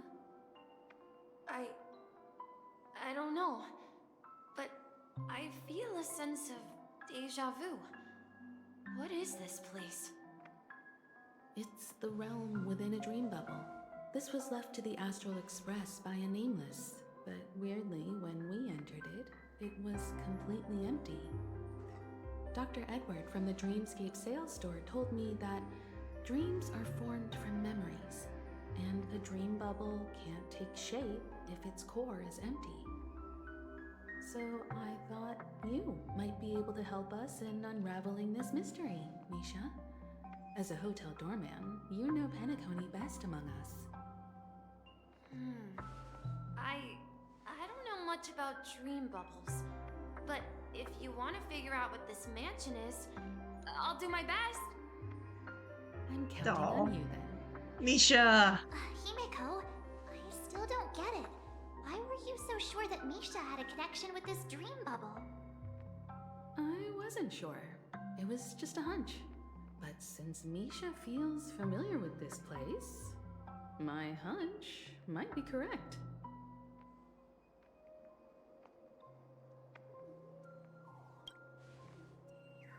Exactly. This is where you and Firefly encountered death, which we now know as dormancy. Considering its connection to Dreamflux Reef, it's not surprising it appeared here. The question now is, who brought you here? Based on the clues we have so far, it's unlikely to be that masked fool, so identifying them is crucial to us. We're drawing closer to the truth once more. Let's give Misha some time, as I believe he'll unveil the secret of this dream bubble. Alright, but there are doors all over the place. Which one should we choose? Do you have any idea, Misha? I guess... maybe this way? I'm not entirely sure, but... let's give it a try.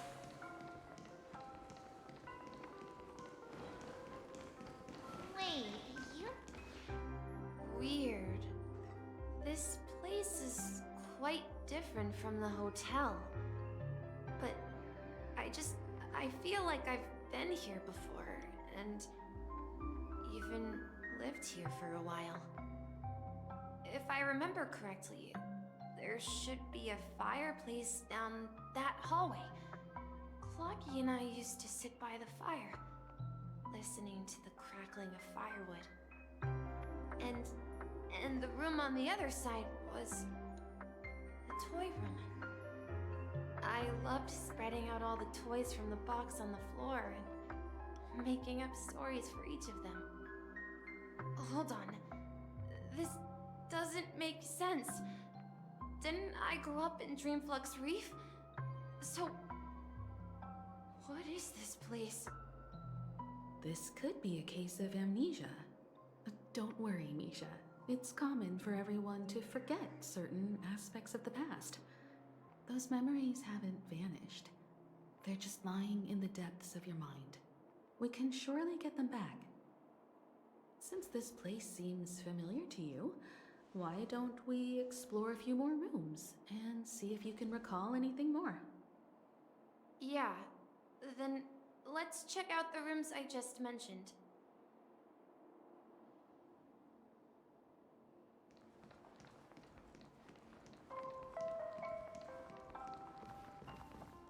Mikhail, that's the name. Now we all know him as the Watchmaker. So, who is he talking to? Do you know anything about it, Misha? I'm sorry, I don't know much about the Watchmaker. But, Mikhail, Anything special about that name? Mikhail is Grandpa's name. I'm sorry, what? Do you mean you're the watchmaker's grandson? But we haven't heard anything about the watchmaker having descendants. And the name Mikhail is not rare. Perhaps it's merely a coincidence. There are no Could you coincidences. tell us more about your grandpa, Mikhail? Yeah, sure. He was a seafarer who fearlessly ventured into mysterious seas and storms. He was always on the sea and had lots of friends who accompanied him on his travels. He didn't want me to call him Grandpa because that would make him sound old. He believed he was still young. The name Mikhail was given to him by his parents, Mihaly and Elise, both renowned seafarers. Every time he came back, he'd share his logbook with me and tell me about his adventures at sea.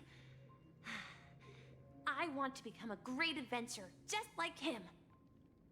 It appears that the seafarer has nothing to do with the watchmaker. So, perhaps it's just a coincidence? So, where is your grandpa now? He went off on a new journey, and it's been quite a while since I last saw him. So, where has Clocky gone?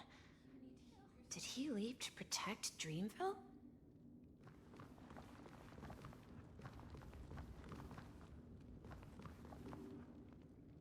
I'm sure there's no birds. I don't know what else is going to be in here.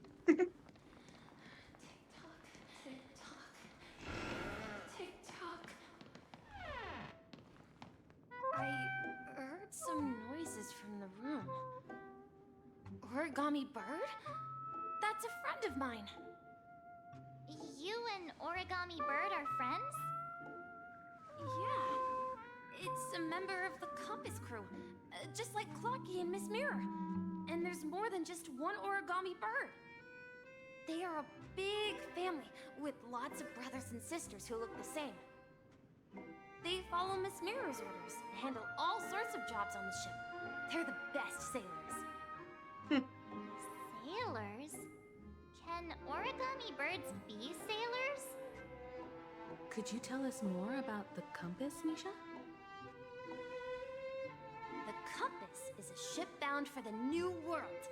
Clocky and his partners travel through layers of fog to the depths of the sea. Whenever there is danger, Clocky will use a compass and guide the ship in the right direction. That's a great story. But in the Penacony cartoon, Clocky and his partners have always lived in Dreamville and never ventured out, right? Huh? Oh, that does seem to be the case. Weird.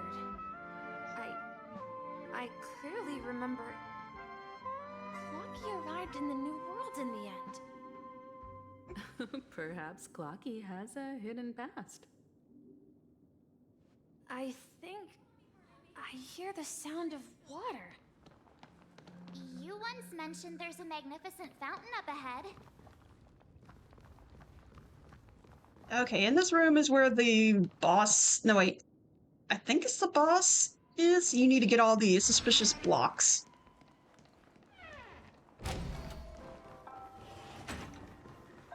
Look, there it is! The water resembles a precious jewel embedded in the dreams of all seafarers. Every time I gaze at the shimmering lights beneath the waves, it feels as though I'm back in this place, standing by your side. Have you recalled anything, Misha? Yeah, I saw these sentences in Grandpa's logbook. He used to say that despite the perils of the sea, whenever he stood on the deck in the afternoon, overlooking the sparkling waves, he would think of this fountain in front of his house. He often said that those moments felt like returning to his family's side, and the difficulties at sea didn't seem quite as challenging. You know, I quite understand such sentiments.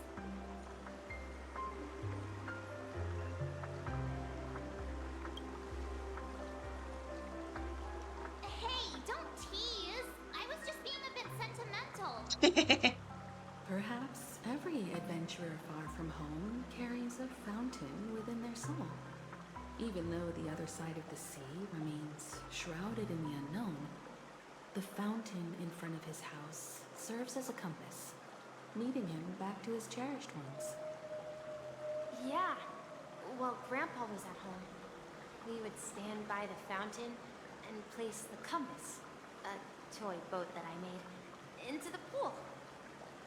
Back then, I would ask him when I could go on adventures like him, and he would always laugh and say I was still too young. It seems this Mikhail is truly a seafarer and has nothing to do with the watchmaker. Yeah. Based on Misha's recollections, the scenes in the dream bubble appear to be his childhood memories. But this raises more questions. According to Misha, he was clearly born on an oceanic planet and led an ordinary life, with no connection to Penacony at all. Could this be some sort of metaphor? Perhaps the sea refers to the memory zone. Okay, and ad break, so we're stopped here. Okay, so Misha's related to a Mikhail. And the only Mikhail we know right now is the watchmaker. So...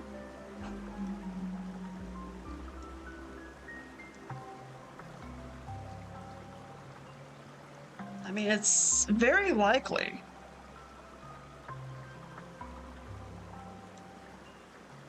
That they are the same. I mean, he does have the same wispy hair.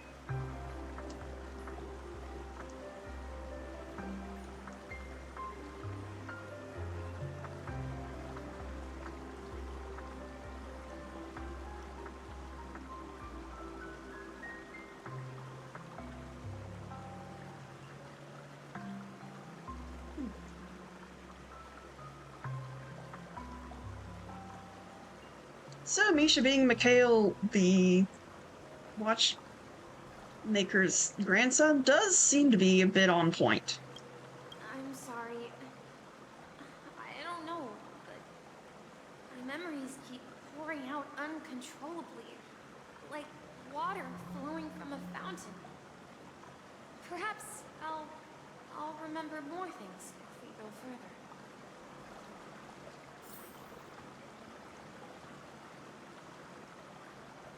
I wish to share your burden. We're going to the opposite side, right? No, we should turn left here. Huh? Something feels different about this place. This is it. Up ahead is Grandpa's study. It was in that room that I saw him the last time.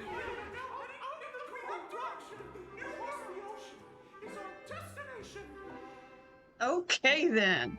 Let me get this first. Can I? No, it's part of the event, I'm guessing. The atmosphere in this room feels totally different. Misha! You finally come! Clocky! Here! Yeah. This is the room where we first met each other. Are those books on the bookshelf logbooks left behind by that seafarer? Yeah. Whenever he came back, he placed a logbook on the bookshelf in his room. They contain records of his expeditions to every corner of the world. He described our world as a fountain. At some point, the sea started to gradually swallow up the land where people lived. To ensure that everyone had land to settle on, he had to continue exploring the sea in search for the source of the rising seawater. On that day, he called me to his study, telling me that he was embarking on another journey. However, I could sense the gravity in his expression. It was the same look I had seen on my father's face before his final voyage. I asked him if I could go with him, but he said that my adventure lay elsewhere and told me to stay home and patiently await a certain sound at the door. What sound? He told me about a vast ocean in the sky. An ocean of stars. He spoke of a train that transports children with a desire to venture far away, traversing the sea of stars without ever stopping. A train, you say? He said that he knew the crew on the train, and that he had asked them to take me along. He said the journey I had always dreamed of would start there. A train? Could it be? It's the Astral Express. I remember now. Grandpa's friends are a group of nameless who came to this world to resolve a disaster caused by a star. Then, he gave his pocket watch to me. It was his cherished treasure, appearing in every one of his adventure tales. He explained that difficult times were ahead, but assured me that the watch would guide me. He said, as long as I kept moving forward, I'd eventually reach my desired destination. And then, it was as if I heard the distant sound of a train whistle echoing throughout the room. Exactly, Misha! And then we followed that whistle, didn't we? Yeah. I think I can still find the way we took back then.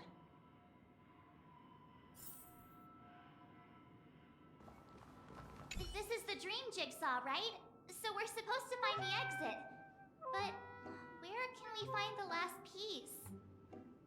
Do you remember? You said you obtained a mysterious shard when you stumbled into this place. Hey, the shape seems to match. So this shard is also connected to Misha? Are you kidding me? Looks like we're just one step from revealing the truth. Let's get to the other side and investigate.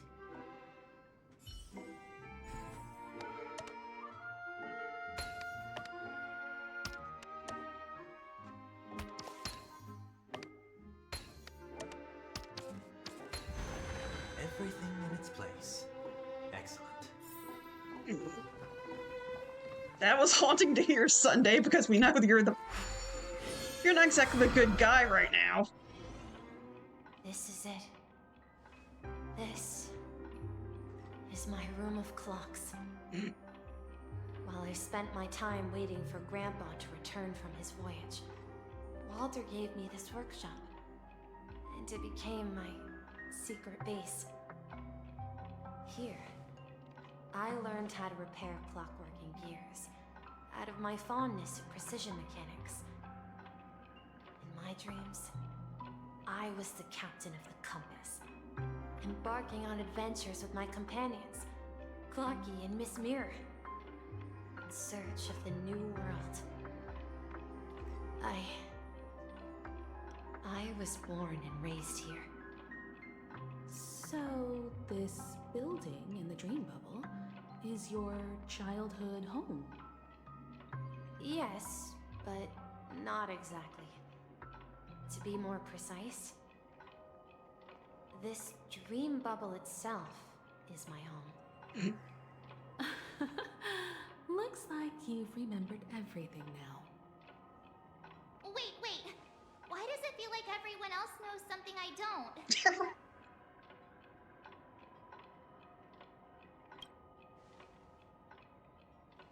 Marge, do you remember when she mentioned the clocky that only she could see?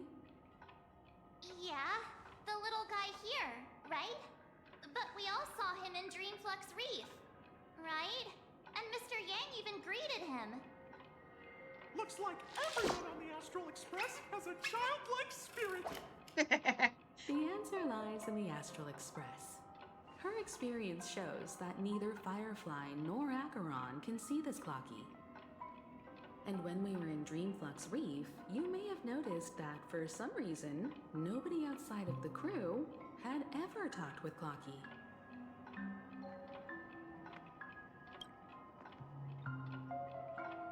A mimetic life that can only be seen by a select few. It's just like a hidden message left by someone for the nameless. But Misha can see Clocky too, right? They even grew up together.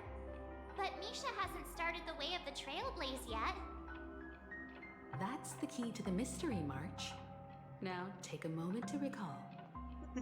Have you ever seen anyone outside of the crew interact with Misha?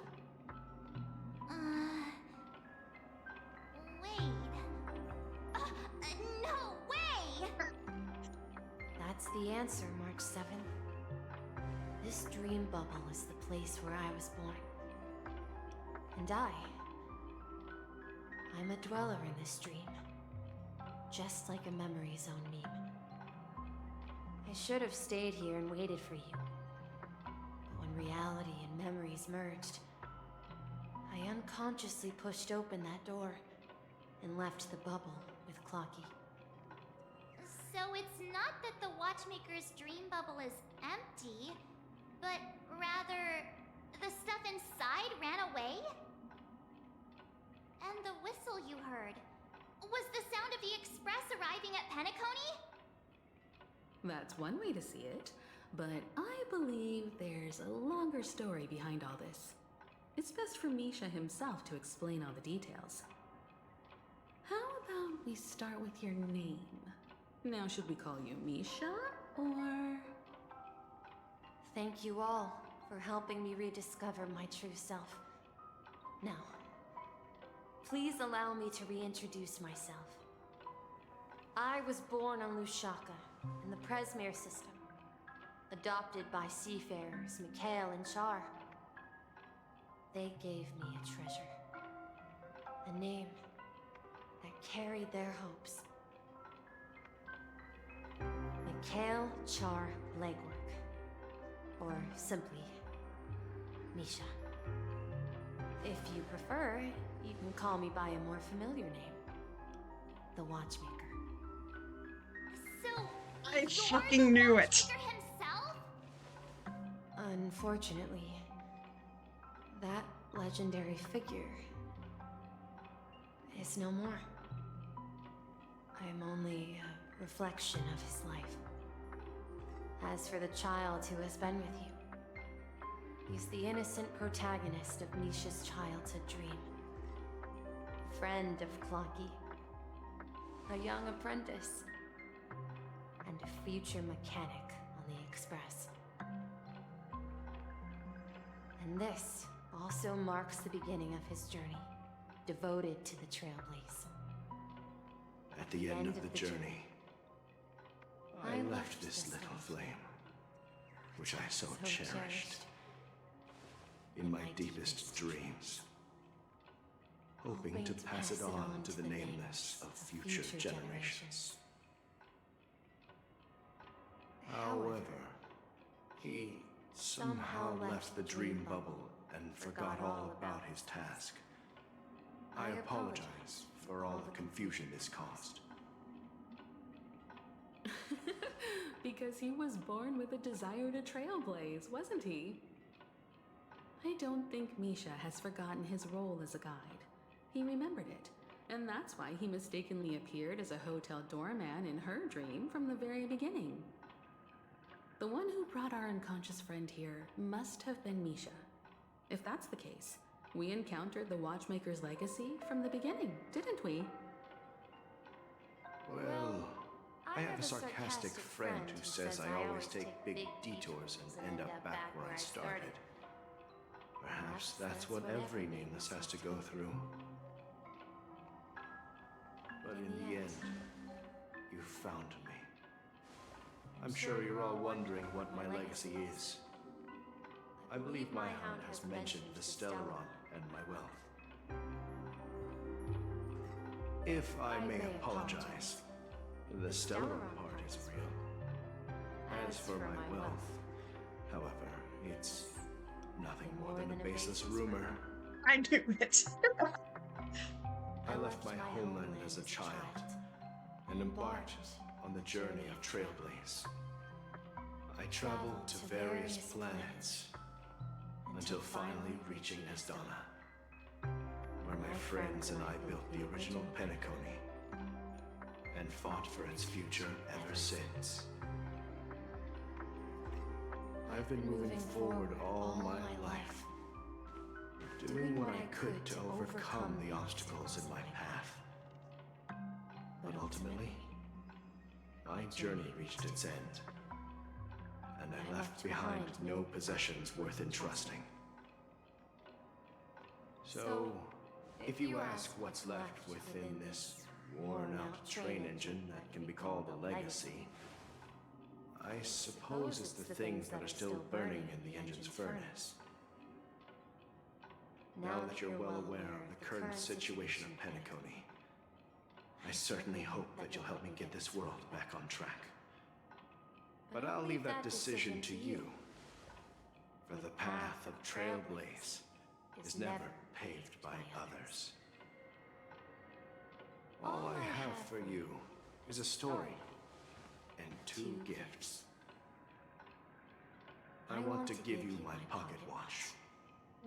It has accompanied me throughout my long journey, guiding that naive child forward, and has been blessed with the presence of so many great people up to this day.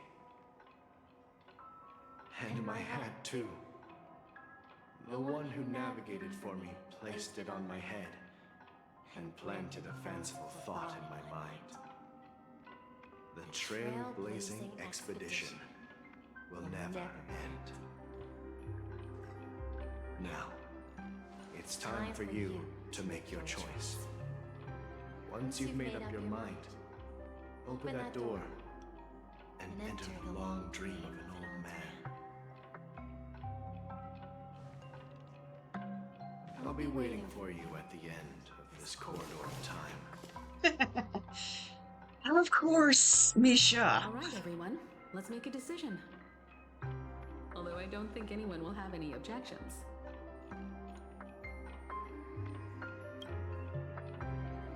Of course. We've come this far. Surely there's no other option than moving forward. In that case, it's unanimous. Then let's proceed together to the end of this stream and tell Mikhail our decision.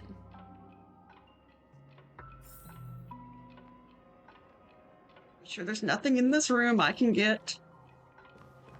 Because I don't know if I can ever come back here. Actually, I think this is the beginning area.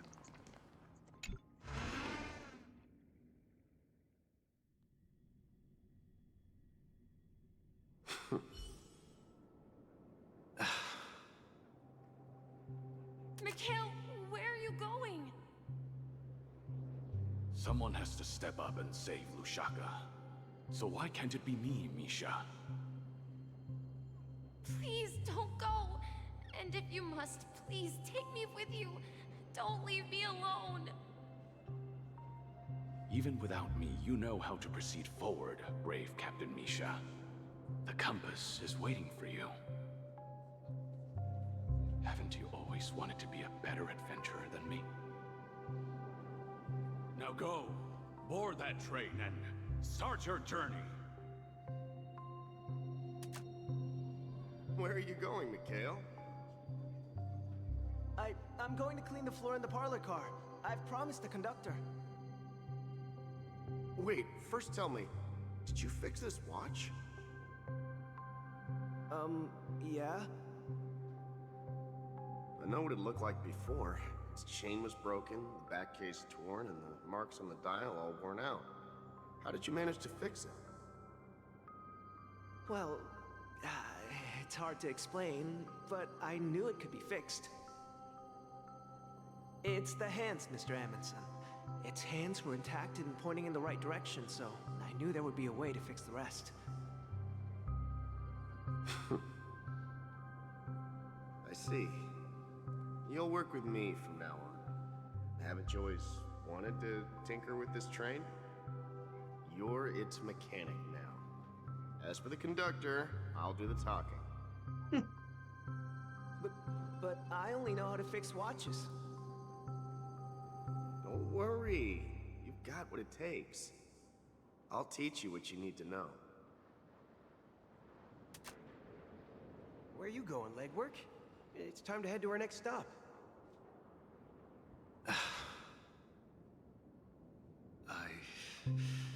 I'm staying in Astana with Rosalina and Tiernan. I see. This place reminds you of home.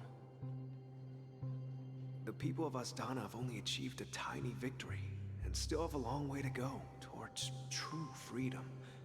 Hanunu needs us. Don't worry, not all journeys lead to the stars.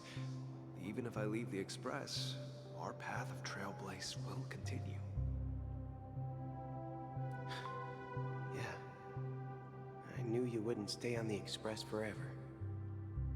Leave in peace, my friend. And, take this with you. This is Mr. Amundsen's hat. But why? When he departed, he said he would leave it to his best student. Well, I suppose the time has come. Farewell, legwork. Take care of Tiernan and Rosalina. And don't forget to write to us.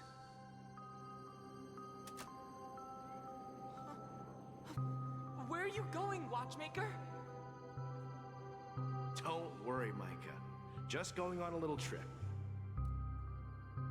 Someone has to be at the forefront of the interstellar frontier, and I'm the only former nameless in Penacony. So why can't it be me? Because you're all we have! Have you forgotten about Tiernan? The cosmos is way more dangerous now. What will happen to Penacony if we lose you too? But what will happen to Penacony if we don't find a way out? Tiernan. How could I ever forget him? I've spent countless sleepless nights asking myself why I didn't go with him back then. We Nameless won't stop. Don't worry, Micah. It's just a matter of getting back to my old profession. Just wait for me to come back. But if, and it's a big if I don't come back in one piece, then you'll become the next Watchmaker. Where are you going, old man? Oh, you're here. Answer my question. What are you up to? Relax, Gallagher. I just came up with a great idea. Wanna hear it? Oh, come on. Aren't all your ideas just ways to get yourself killed? I may be blunt here, but you're the last remaining hero in Penacony. If you die too, the secret of the Stellaron will go to the grave with you. Yes, I'm afraid there's no way out in Penacony, so I'll have to consider alternatives beyond Astana. We'll organize a festival using the Watchmaker's legacy as a facade and send invitations to the entire cosmos to gather people here. So, a desperate struggle against the family? Desperate? Don't we have you here, my friend? This task is challenging, but what hasn't been challenging for us along the way? Well, whatever you do, remember, make sure to send an invitation to the Astral Express. Misha!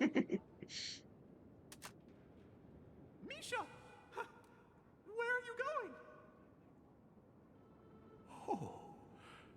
It's you, Clocky. Take me to Dreamflux Reef. Last night, I had a long dream about the day we met. I want to write down that dream. Write it down? Why? Oh, so I won't forget it. Do you remember how you got your name, Clocky? Of course! You told me that when you were a kid, you lived in a room full of clocks. Those wall clocks and pocket watches grew up with you and were your best friends. Yes, but what I didn't mention was there's a funny misunderstanding behind it. Oh, goody. I was a kid, and there was always a special pocket watch in my memories. It was with my grandpa, guiding him on his sea voyages and leading the way in his every adventure story. I wanted to have a pocket watch like that too. And that's when you appeared in my dreams. Yeah. Every night, we boarded the compass and set sail together. But you know what? It wasn't until the day my grandpa gave it to me that I realized it wasn't a pocket watch at all. It was a compass. Horse. So, your name should have been Compassy. That just sounds weird. And the watchmaker is just a nameless.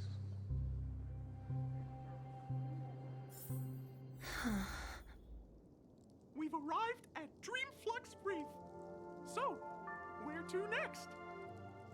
You know, Clocky, I don't think I'll be going anywhere else.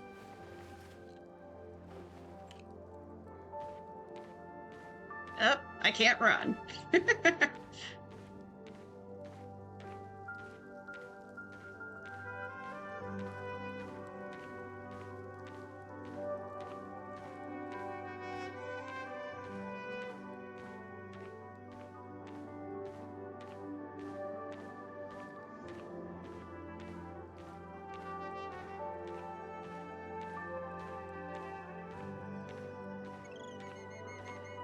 Oh, there's a bird.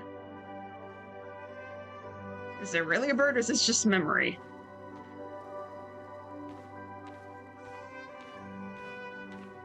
I can't move fast, so there better be a real bird, or else I'm just walking around. No, I guess it was just a sound effect. I've traveled far enough. It's time for a little break. Oh. So, we'll set out again. When you're rested? No, I'll stay here. And then, this is where it ends. This is... where it ends? What do you mean, Misha? You told me that the trailblazing expedition would never end. Yeah, that's what I said. So now, it's up to you to decide your next destination. My next destination? What's that supposed to be? I've been following you. Misha? You're acting weird today. If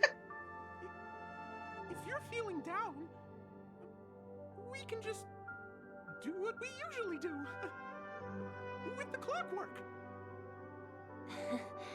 No, I'm not feeling down. As for clockwork, Yeah, it resolves all problems in this dream. So, do you know what clockwork actually is? I'm not quite sure. Well, everyone gets lost at times. They may hesitate and doubt which way to go. That happens in this dreamscape and beyond. But don't worry. Everyone goes through moments of uncertainty and hesitation. Eventually, they gather the courage to make bold decisions. Whether it's calming, happy, angry, or sad, all they need is a little nudge to take that step toward where they truly belong. I'm leaving that little nudge with you, and I hope you'll share it with others. Such is the essence of clockwork, the will of the Trailblaze. Clocky's hands spin around non-stop, indicating confusion, frustration, and weakness. But ultimately, people still need to move forward. Just like your hands, always pointing ahead. This is where my journey ends. From now on, it is your path to walk. That's where we get the frickin' Trailblazing means taking paths your predecessors forswore and venturing even further.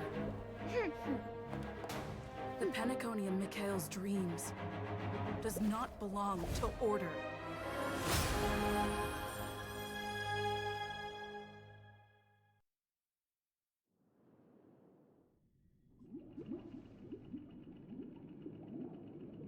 I can't believe that Eon would cast a glance at Penacony at a time like this.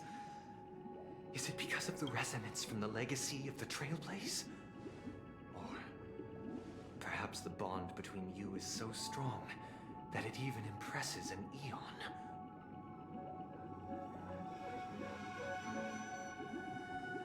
I'm sorry, this is the second time we've had an Eon. No, third time. Because we've had destruction, preservation, and now harmony. Glance at us. Who the fuck are we? Oh my goodness.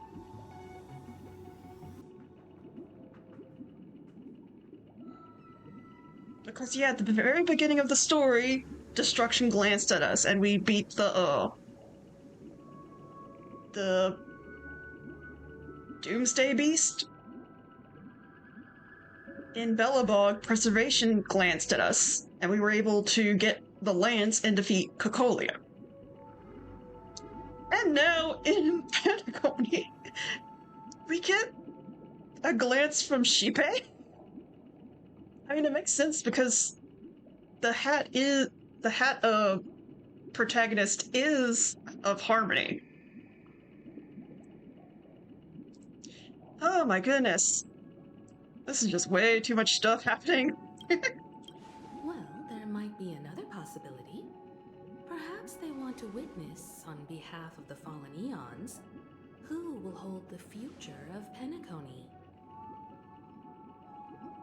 If that's the case, on behalf of the Dream Master of Penacony and the 107,336 members of the Oak family, I'm extending a formal invitation to all of you.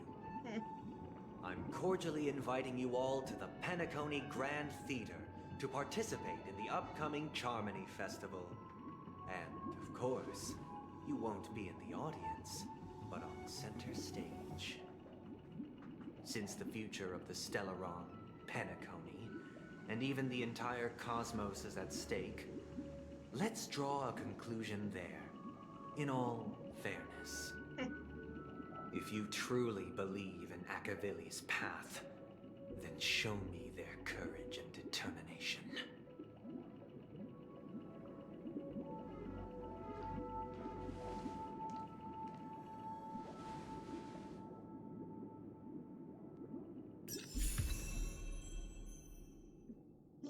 already have that. Thank you very much. I mean, it sucks that you get this as like a freebie whenever you beat a Bellabog, because then, I mean, I guess it's just to give you the powers of the Harmony hat, but that would have been so much more impactful if you didn't know you were going to get the hat in the first place, because once I saw Mikhail's hat, I knew, oh, that's the Harmony hat. Like, holy shit. That's just like, I guess they had to do it because otherwise they needed to drum up some hype for the new hats, the new Trailblazer. I don't know, but it would have made so much more impact if when the Trailblazer gets the hat, you realize, oh, I have the power of Harmony now because Shinpei has looked at me. Or glanced at me, as they say. But okay, let's keep it on. Let's keep going. Oh.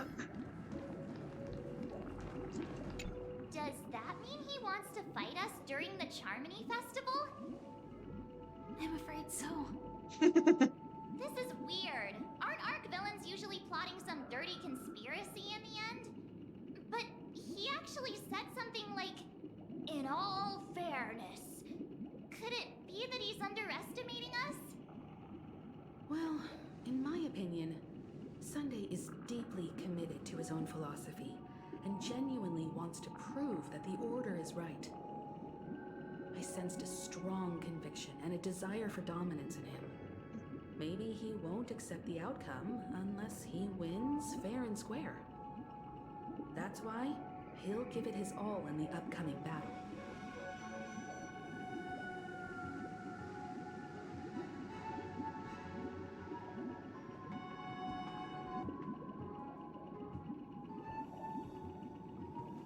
He's such a gentleman. If evil, why so nice? No. Yeah, you're right. We've even dealt with a Lord Ravager of the Destruction, so a follower of the Order won't be a big deal. Anyway, we can't leave the Stellaron unchecked. This is about trailblazing a bright future for Penacony and fulfilling Mikhail's and his predecessors' long-cherished wishes. Now that we've taken up the mantle, we can't afford to fail them. However, the same applies to the Order. Their plan didn't materialize overnight, and they have the profound collective consciousness of the planet of festivities behind them. A desire to dream, to slumber and escape reality. All those hidden emotions have given birth to the sweet dream of the Order. They've harnessed the will of an entire planet to create an eon. This confrontation is far more complicated than a simple power struggle. To secure Penacony's future, fighting on the stage alone is not enough. What do you mean? Are you not coming with us? I believe Firefly is trying to say that she's heading off to another battle.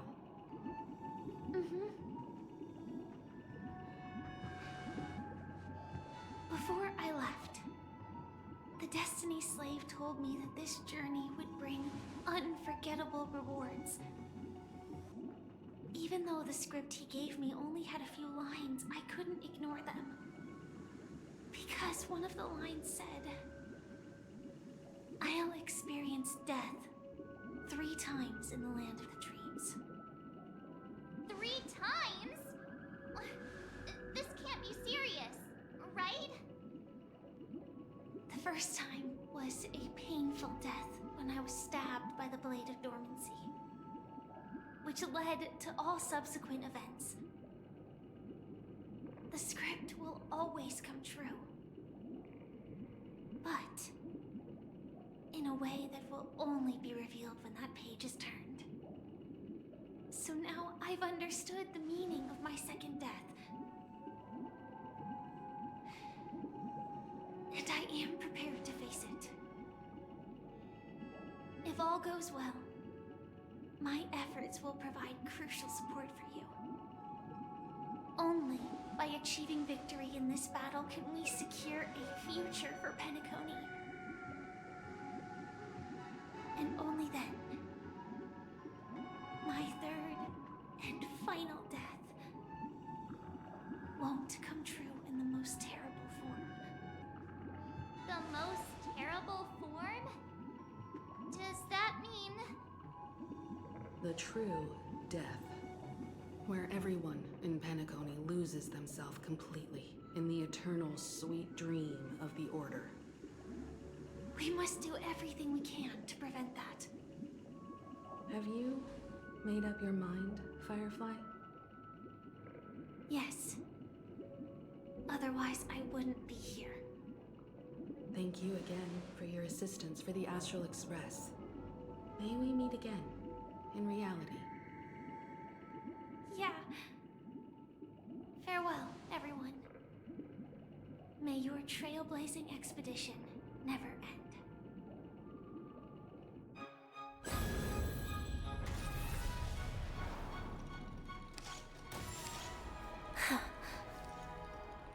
I dreamed of a scorched earth. Everyone, are you ready? A new shoot sprouted from the earth. It bloomed in the morning sun and whispered to me. Like fireflies to a flame, my biggest death. May we meet again in reality.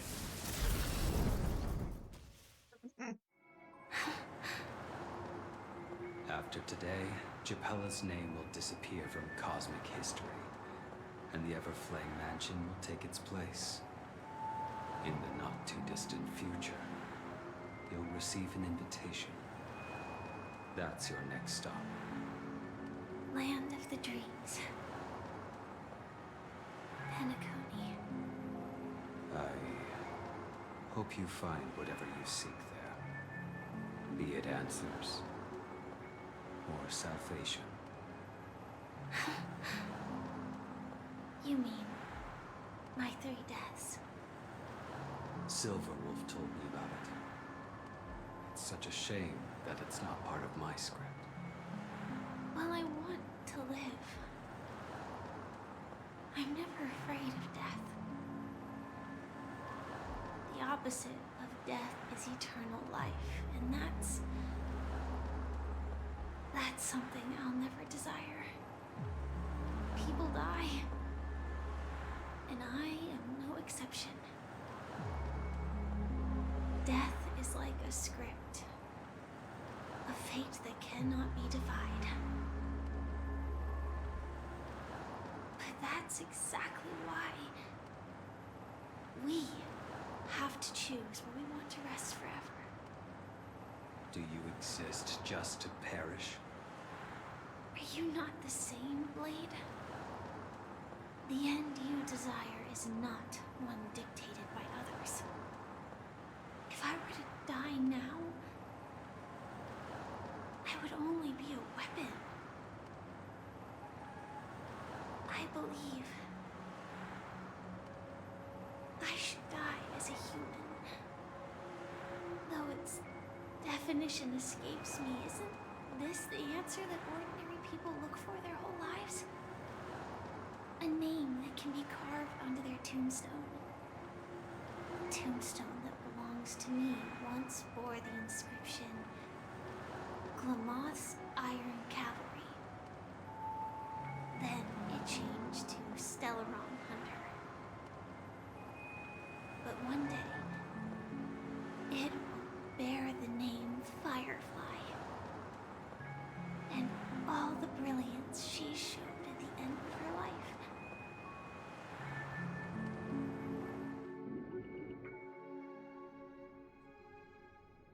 That's quite unexpected, old man. Who would have thought your crazy plan would actually work? Do all you nameless fools just act on a whim?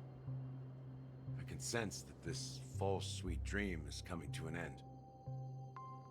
The Nameless may be young, But they had the ability to achieve this goal. Just like you did in your time. It's a shame you won't be able to see it firsthand. Maybe I won't either. Once something fictional is seen through, it ceases to exist. Yeah, not just those nameless.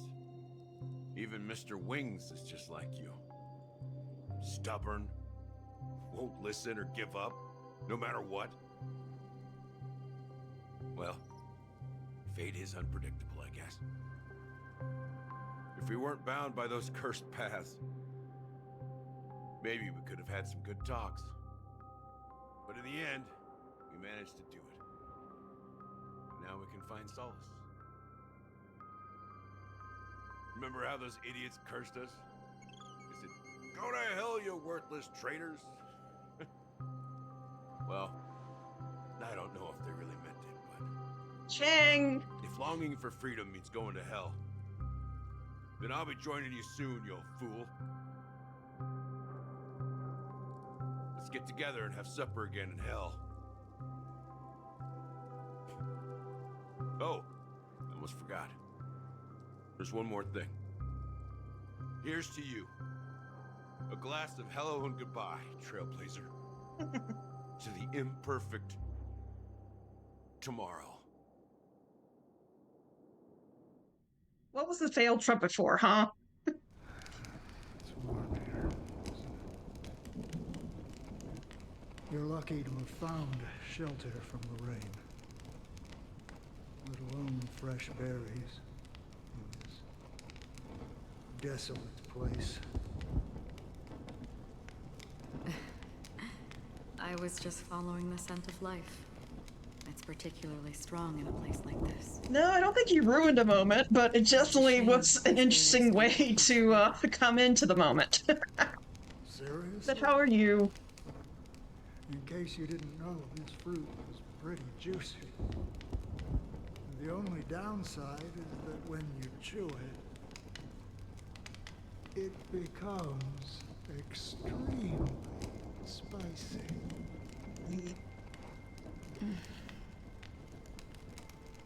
Have you lost your sense of taste? I can still taste certain things, like a faint sweetness. Before coming here, I stopped by a place called Orkron. It had barren cliffs and nights lit by bonfires. Burgundy snow would fall from the sky, and when it landed on my tongue, it tasted like raspberries. Oh, nice. That's a good one. The flavor wasn't exactly sweet, but it left a lasting impression. When I think back on my past, I realize that what's tying everything together isn't the big events, but rather these small yet unforgettable moments. Don't worry about it. Losing oneself is a reality that every self-annihilator must face. At least I haven't completely lost my senses and memories yet. Well, congratulations on adding another footnote to your journey. By the way, are you always alone? No, I had a companion in Orkron. She's a short, nameless girl who aspired to explore IX. She always said she'd walk a path deeper and farther than Akavilis. Quite an ambition for such a small girl.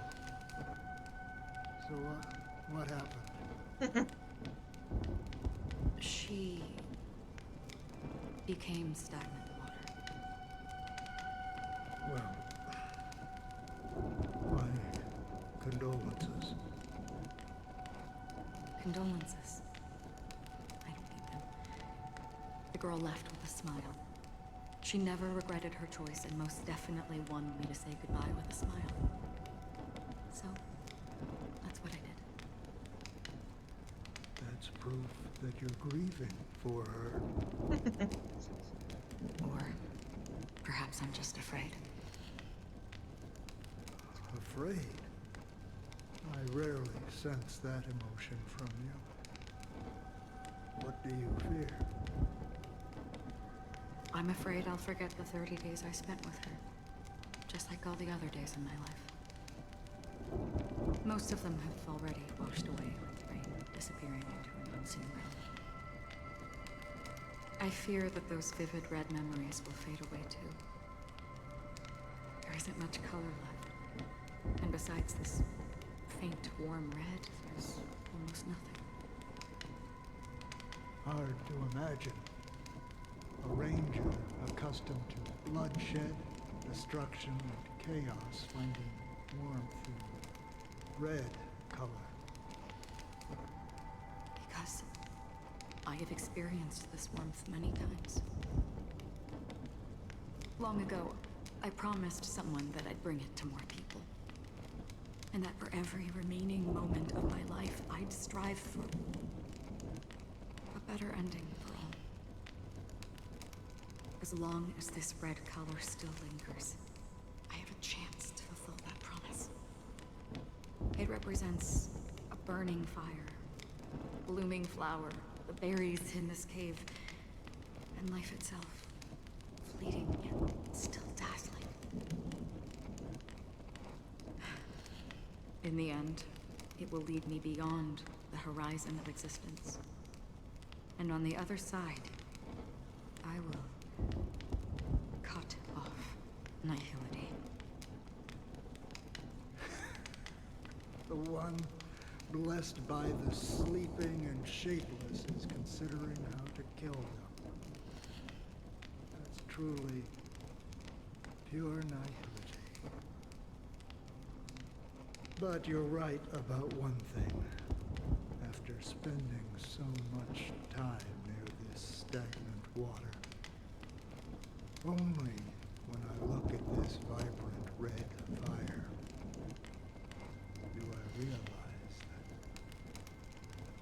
I'm still alive. When will this rain ever stop? Perhaps when the sorrows of the departed have finally quieted down, the sky will clear up. Sorry, I was just in the middle of that cutscene and I didn't want to say much. Have you heard of a planet named Biari Scamandros, Don Hung? It's one of the paradises under the influence of the Harmony, a sought-after wonderland for the inhabitants of the Dardanu major and minor systems. Half an Amber era ago, the family held an unprecedented festival there. And after that, everyone on the planet became part of the family. Do you think the same thing will happen on Penacony? Yes. Or how else can we explain it? The family deliberately used the Watchmaker's invitation to keep all the Pathstriders here, but banished the Emanator of the Nihility. Because of the nihility, I'm rarely affected by the power of other paths, but somehow I can unconsciously infiltrate them. Maybe that's the risk they're trying to avoid. I would disagree. Biari Scamandros is not part of the credit system or connected to the Silver Rail. It's nothing more than a remote civilization sheltered by the Harmony. But Penacony is different. If the family messes with Penacony, that would be like declaring war on almost half of the factions in the cosmos. They have no reason to do that. No, they don't. If they truly serve the Harmony, that is. What do you mean? The path in Penacony is impure. The Harmony here has impurities. Do you remember the Ancient Swarm disaster? Tazerond, the propagation, brought endless havoc to the universe, and it eventually evolved into a fierce battle among all eons. 2 paths lost their eons in that war, the propagation and the order. Coincidentally, their downfall is related to a certain eon. Shipe, the Harmony. Legend has it that they participated in the crusade against the Imperator Insectorum, and devoured Anna the Order for unknown reasons. Holy forgaroni. So you're saying that the two leaderless paths are working behind the scenes? But I don't see any descendants of the propagation in Penacony. Could it be that the remnants of Beyond the Sky Choir are hiding within the family, trying to resurrect a fallen eon? I can't say for sure, but they're definitely planning something for the Charmony Festival.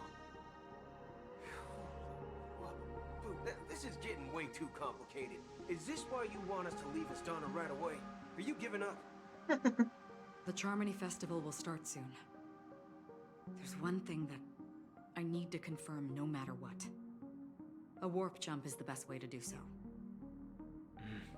Time is running out. I have another plan.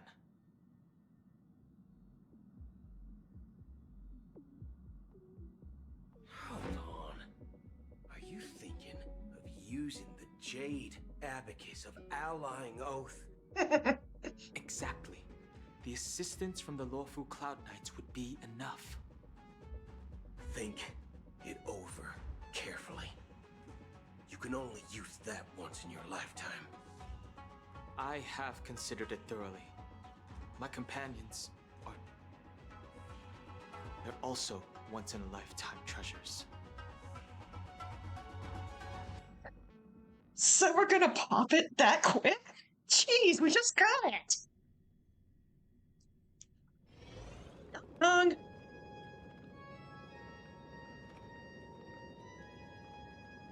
Are you the only one here, my child? The Nameless is quite the diplomat. Our secrets have spread like wildfire within the family.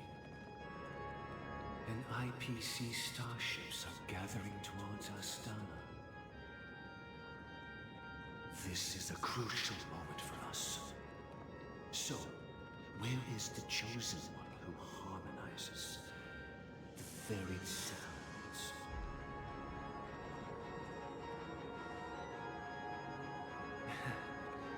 What do you mean, Master? I'm right here in front of you, aren't I? You know, she was supposed to be the star of the Charmony Festival in our plan. But the plan has changed. As her brother, I know she doesn't want to sing for the Order, so I'll take her place. You've always been wise beyond your years. I'm sure you understand the consequences of your choice. If you consider this a betrayal, well, there can't be two suns in the sky. I'll step up and take down the other sun if necessary. Do you believe in karma? If karma exists, then everyone has their own karma. You have yours, and I have mine. And my karma has nothing to do with you, Mr. Gopherwood.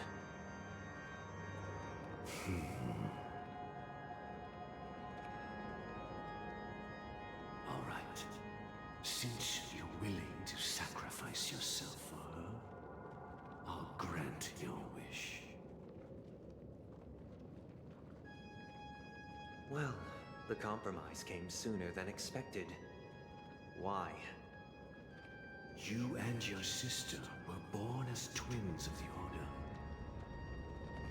And one of you is destined to follow this path to the end.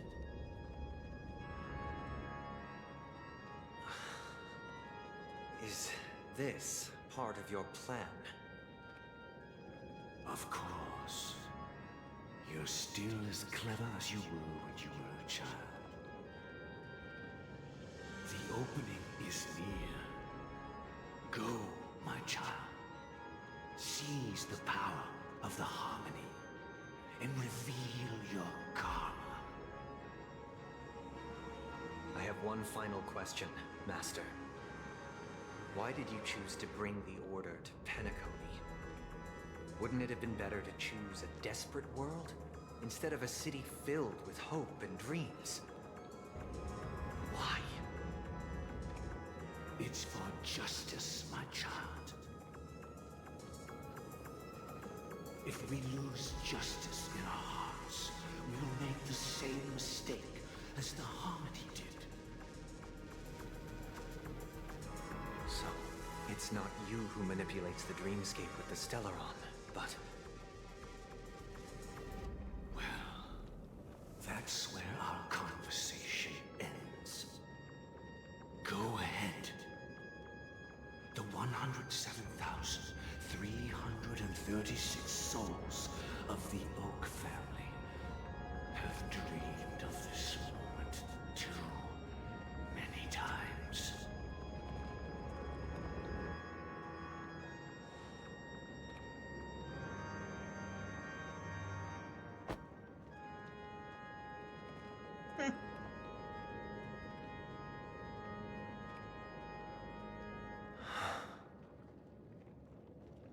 I shall ascend to the heavens, becoming the scorching sun.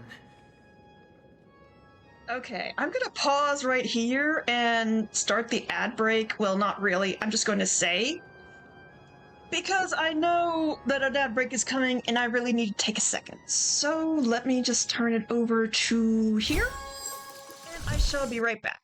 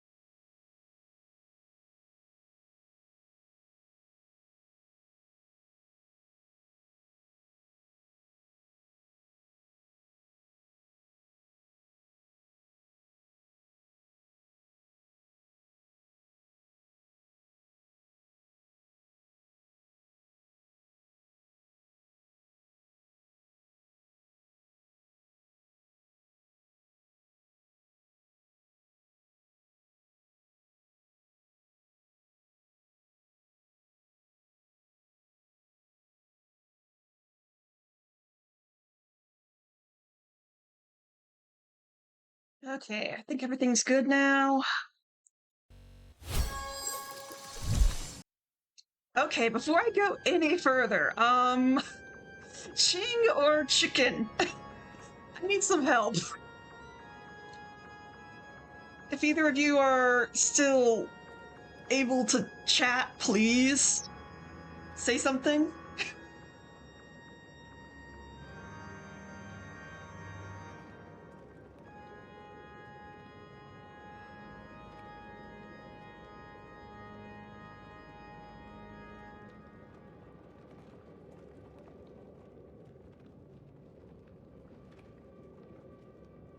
Okay, I guess while waiting on that, we'll continue on with the storyline, but Bathed in my light, my people shall flourish, while all evil shall be eradicated. so many dead burbs. This is the interior of the Penacony Grand Theater. It's quite exhilarating to be flushed into the air by Soulglad. But why is the venue still closed when the Charmony Festival is about to start? And not only that, the entire theater is eerily quiet. No audience, no staff, no one around.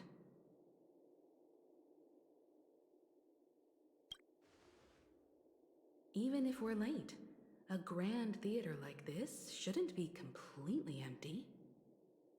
Let's explore around. Be careful, everyone.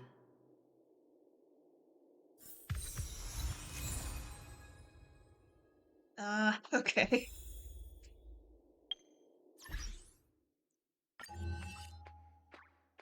Only one more, so I guess this is the end.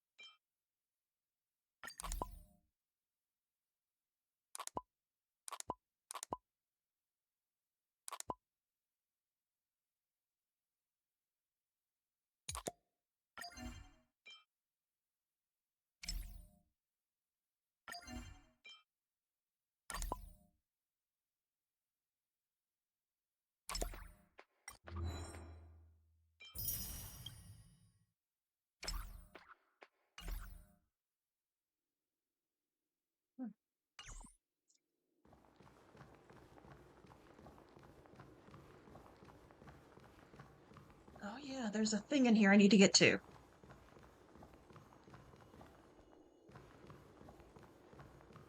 I guess I'll find it on my way in, hopefully.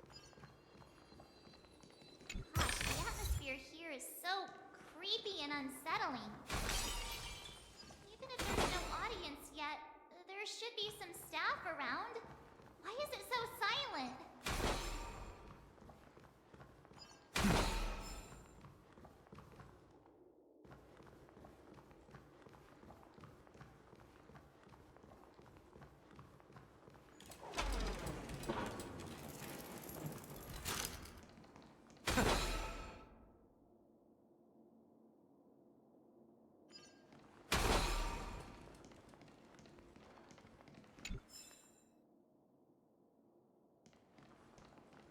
Oh, it's a ticker.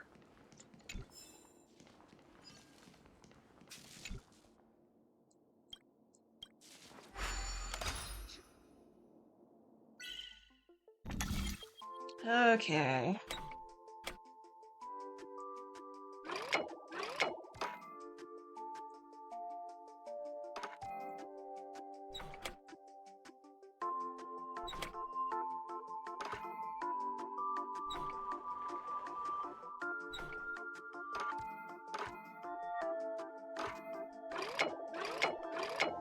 Okay.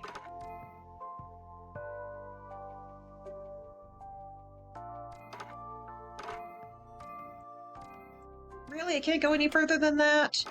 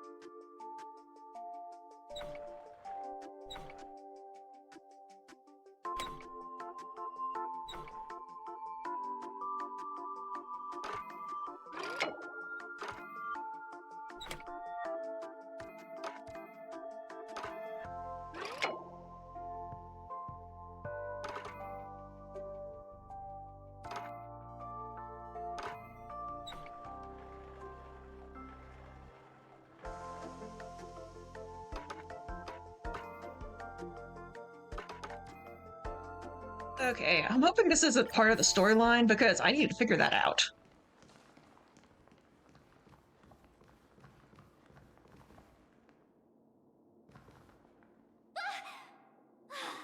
Yikes! They scared the life out of me! Why are there so many puppets at the ticket office?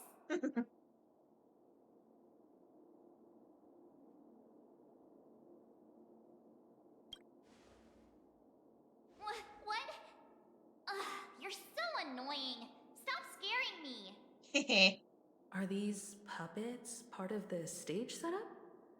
Even so, it's so eerie that the entire front hall is empty.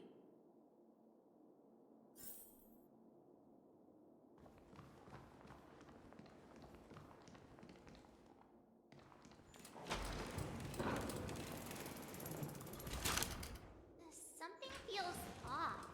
We're in the right place, right? There's no other grand theater in the dreamscape. So Sunday's messing with us? He said we'd have a final showdown on the stage, but why is there no one here?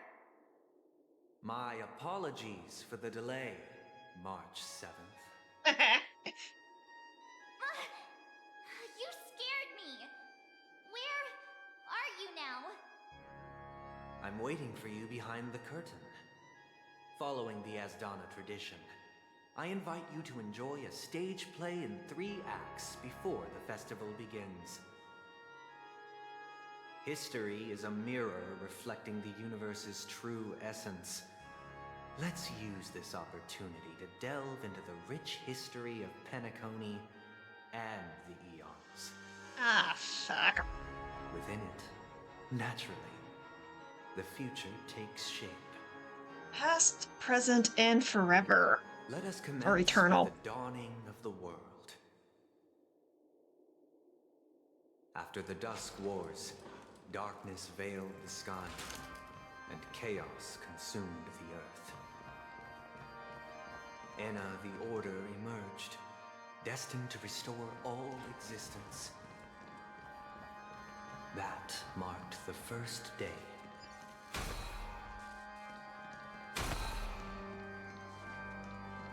Chest. Why did this open up if this isn't where I'm supposed to be? Gosh dang it. That soothes the soul. Okay, not gonna lie. Orchestral is awesome.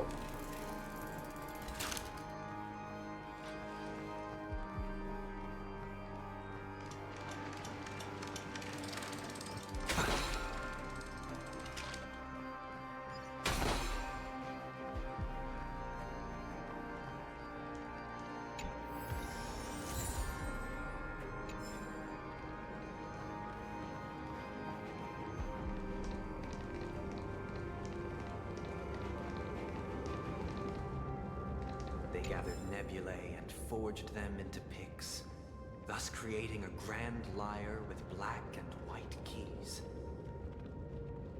Strike the white keys, and the sun rose. Strike the black keys, and the moon rose. And so, the cycle of day and night arose. That marked the second day.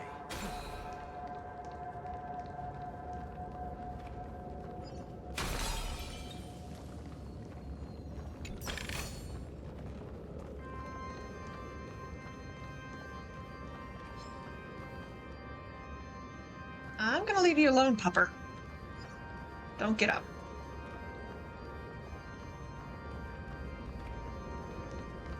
The puppets are gathering around the frame. Are they expecting us to enter it?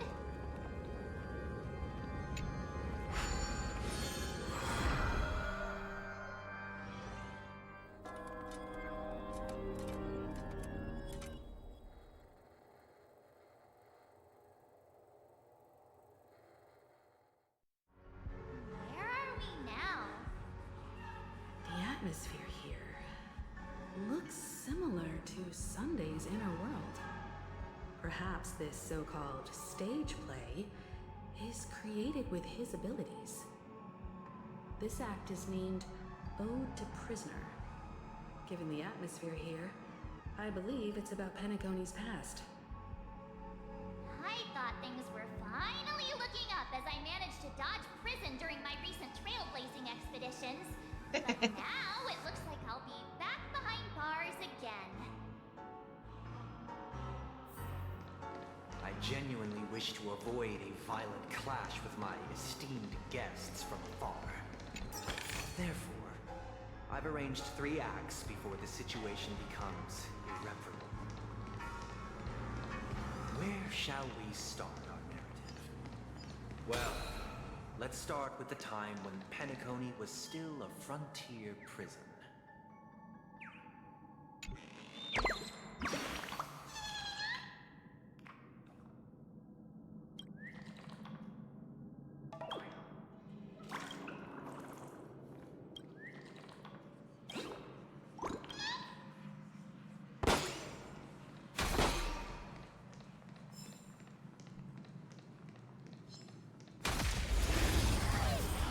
You're in the way.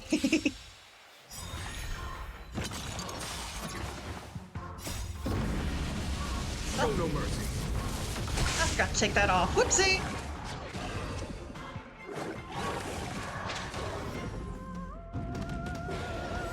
Spend freely. Now, farewell. Watch over you. Guide you on your path. Conflict is pitiless.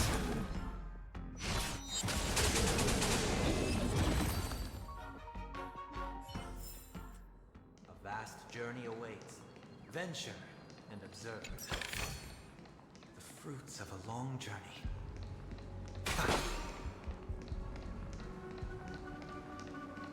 Oh, get him. Gotta do those stupid bubbles again. Ugh. It's on me. No dirty tricks. Remedy is before me. Here is thunder.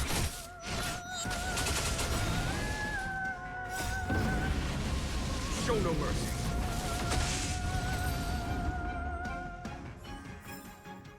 A vast journey awaits. Venture and observe. You know what? I'm gonna change over to adventuring because... Yes, I know. Gotta turn these things on and activate the things.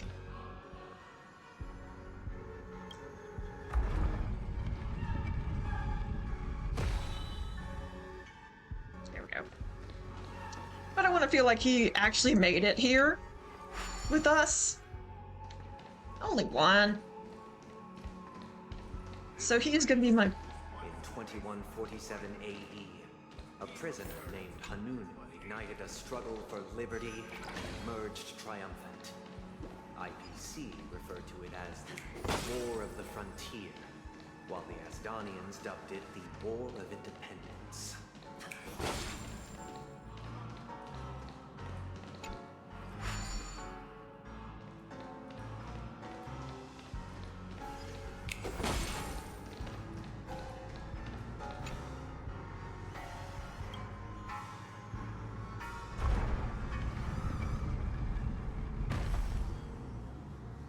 Okay, so there's 2 ways up.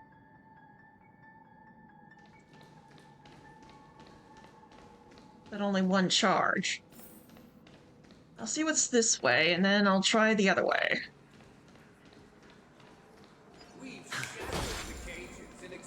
It's true that Hanunu was a legendary hero, but it must be acknowledged that while he bestowed freedom upon the prisoners, he didn't grant them true liberation. Thank you for staying here, honorable travelers. However, the three nameless stayed on the planet, endeavoring to spread the tenets of Trailblaze throughout the frontier prison. Alas, their efforts proved futile.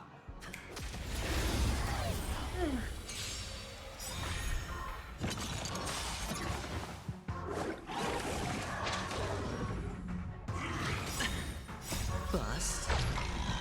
Or maybe I'll take it off. Watch your head. It's on me.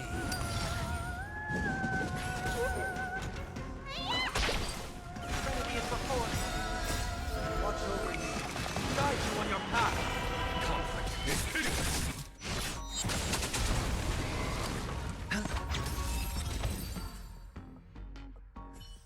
Thank you for staying here, honorable travelers. The three nameless stayed on the planet. Okay, I don't need a redo. The tenets of Trailblaze throughout the frontier prison.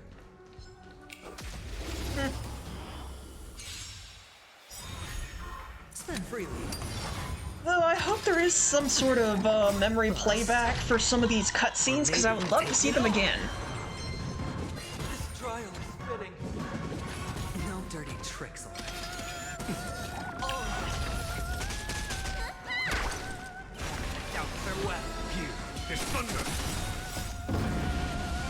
Show no mercy. I mean, if anything, I have my VODs.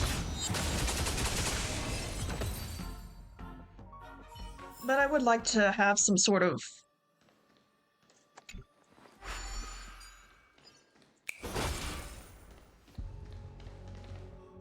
Okay, I have two now.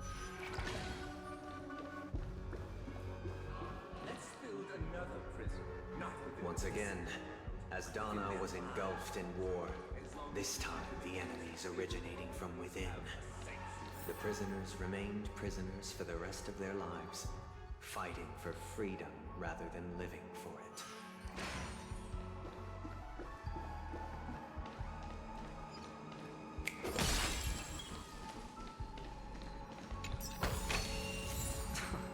This is hardly enough for a seat at the table. There he is, past. I hope you like this land of freedom, the scorched earth. As you can see, their sentences have long ended, and the IPC guards have long been expelled. Yet, these prisoners remain enslaved, not by external forces, but by the confines of their own minds. Freedom permeates every corner, except fragile souls. It gives solace only to those who believe in its existence. Prisoners, this is my order. Learn the essence of freedom and teach your fellow prisoners to fight for their lives.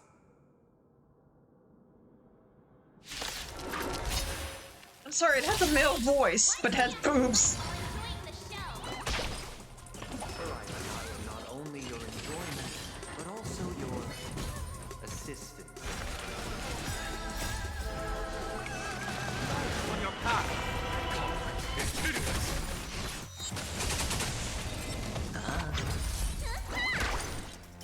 Now farewell. Here is thunder. Show no mercy.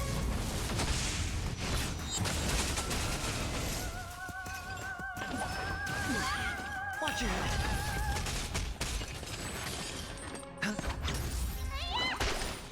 Remedy is before me. Conflict is hideous. Spend freely. Bust. Or maybe I'll take it off. Now farewell. Here is thunder.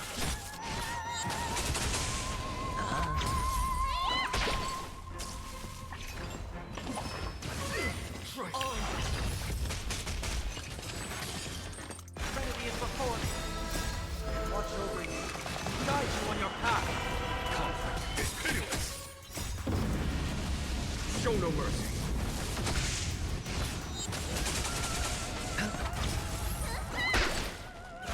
Out farewell. Here is thunder. It's all me. Remedy is before me. Conflict is pitiless. No one can restrain you anymore. You are free. Thus concludes the first act. Amidst a raging war, the frontier prison headed toward becoming Land of the Exiles. This must be how Penacony was constructed. With the aid of outsiders, the prisoners were finally liberated and established the Land of the Exiles. However, it appears that Sunday aims to convey the spiritual plight of the prisoners more than the physical aspects of imprisonment. This show is a bit too literary for my taste. But the battle part is quite easy to understand. Anyway, we've arrived at the exit. Let's go! These puppets. Where are they guiding us this time? Where else? We've gone to the past. They transmuted streams of stars into inked nibs, creating symbols to be pronounced and counted. They molded stardust into flowing rivers, assigning the righteous upstream and the unjust downstream. Thus, all things were marked, and the world learned to discern between good and evil. That marked the third and fourth days. Cavern of Corrosion. There we go. I also need to find the calyxes in here, I think. I'll take it.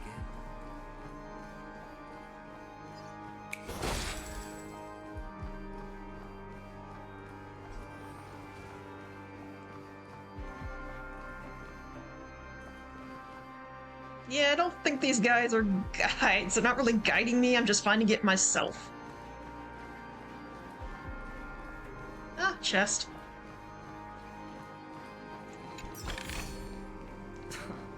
This is hardly enough for a seat at the table. Oh, Lady Vermilion. I think I've heard of that one.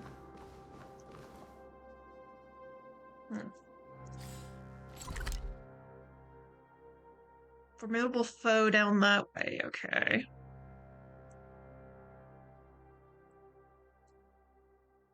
Okay. Nothing yet. I know once I find the area with the,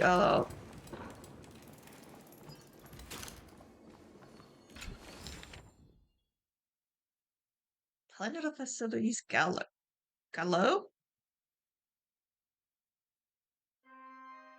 The collectible cards from Planet Facilities series are designed to be released by Dreamstar Entertainment, the Alfalfa Publishing House. All rights reserved, unauthorized reproduction will be prosecuted. Wings shielded the forest from the torrential rain, while a shadow veiled in the scorched sun over the wasteland. Only those who soared alongside him knew it was an owl gliding through the twilight, poised to guide the naive away from the storm of ignorance. He brought precious gems of wisdom to give to the ignorant children, decorating the new nest to shield them from the cold. Unfurling the wings of knowledge, he plucked 30% laughter and 70% rhapsody from the night sky, making the earth glow with a radiance of starlight. As the sun reemerged, he had already vanished from the heavens. 12 cities stood on this earth, for those were the dreams he left behind for the fledglings birds. Interesting. Look, another frame. Yes, I'm looking around real quick.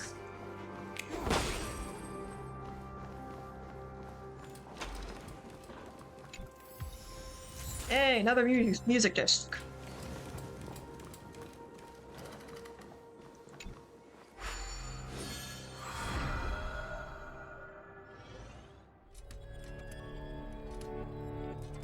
Ode to Fool. Lovely. road to Fool. This must be the second act. The surroundings are different from before. The stage decorations look a bit tidier now.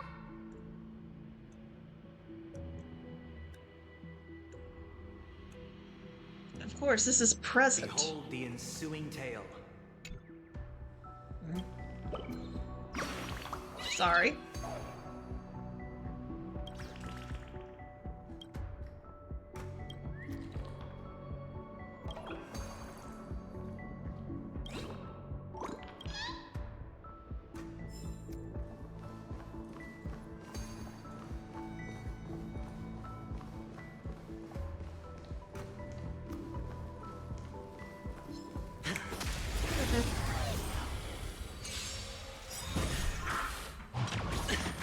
It's on me. Bust. Or maybe I'll take it off. Watch your head. Remedy is before me. Conflict is hideous.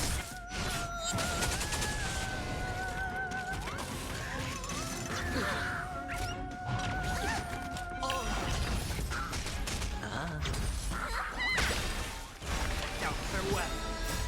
Watch over you. Guide you on your path. Here is thunder. Show no mercy.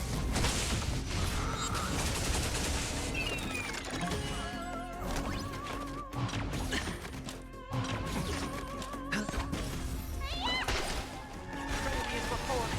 Conflict is hideous. No dirty tricks. Spend freely.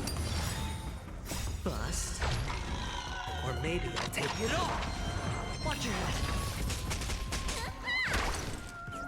Doubt farewell. Here is thunder.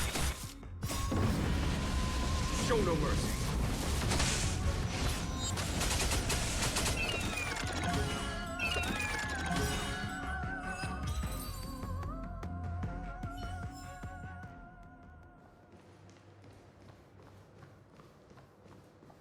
Great chest.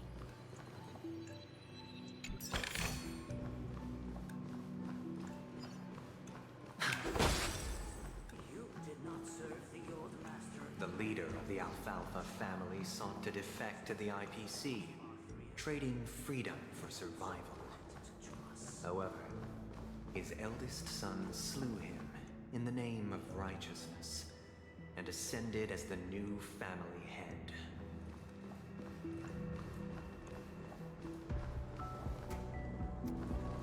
Okay, I can go forward over here. That means I gotta go back to where I was.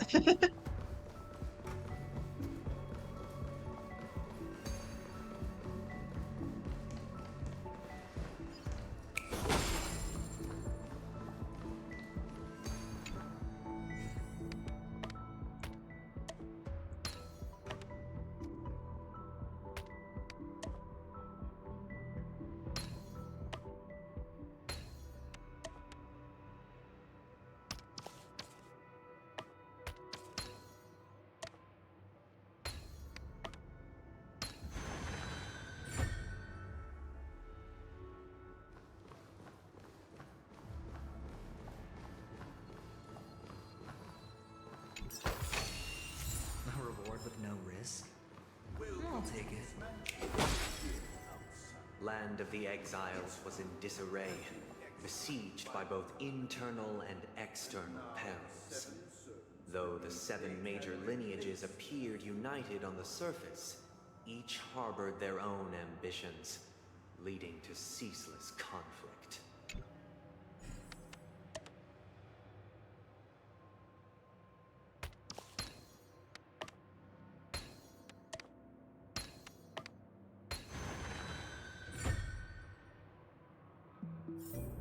I gotta go all the way down there, of course. The Black Plum family was the first to fall. They withered away in the White Desert event, orchestrated by the Alfalfa family. Because Master shaped you from clay, but forged me from fire. I'm superior to you. This is hardly enough for a seat at the table.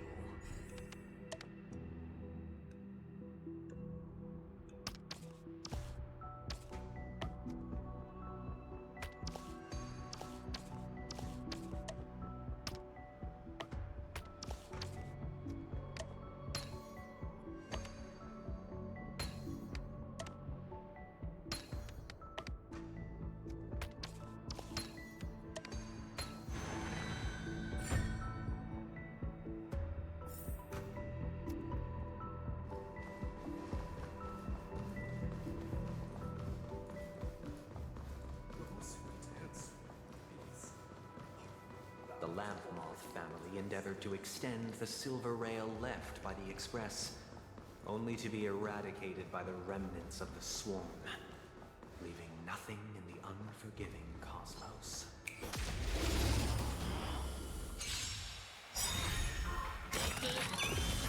So what, there were 7 families and now there's 5? Here,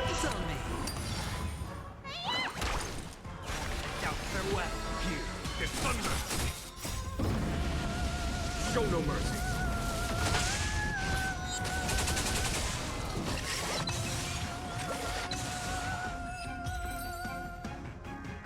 The Lamp Moth family endeavored to Yes, extend yes, the yes. silver rail left by the Express, only to be eradicated by the remnants of the swarm, leaving nothing in the unforgiving cosmos.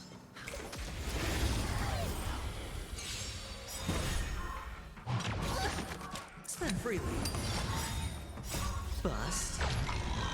Or maybe I'll take it all. Remedy is before me.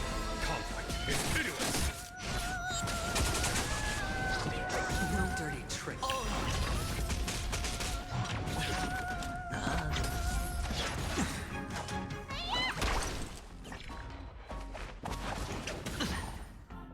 Doubts their way. Watch over you. Guide you on your path. Here is thunder. Okay, so I'm... What's the end of this part?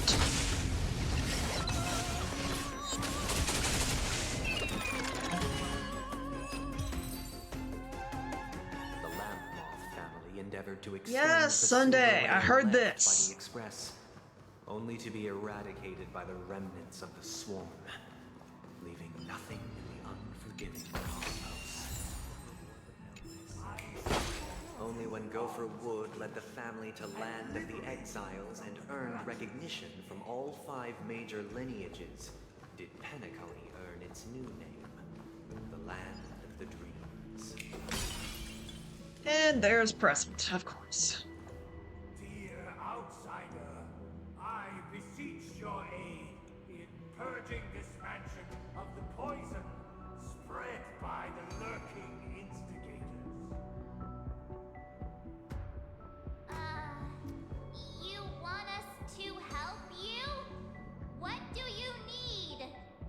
Really, March? I wish they could regain their reason and cast away the shackles of hypocrisy. This is the second act. Looks like it's about Penacony's journey to becoming the Land of the Dreams, during which the family plays a crucial role. But this new master seems like a bad guy to me, don't you think? Perhaps this is the truth Sunday is trying to express, if you read between the lines. The Harmony changed Penacony just as the guards once did. Looks like we've gotta help those guys kneeling down over there calm down a bit, right?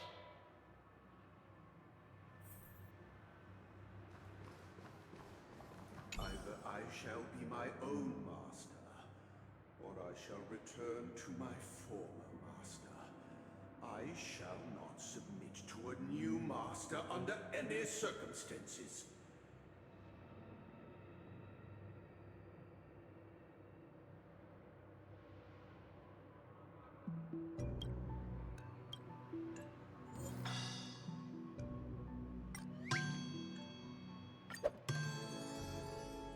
Without a master, who can grant me true freedom? Master is no longer here. I thought I'd be free, but I'm not. Now, without my master's command, I'll have to seek guidance from the blind.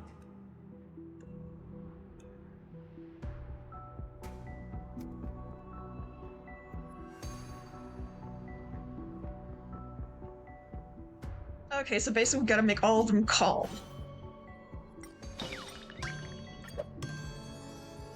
Master is no longer here.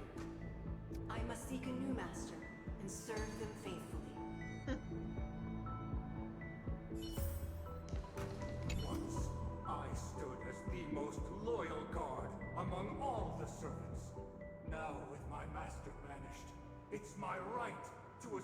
control of his dominion.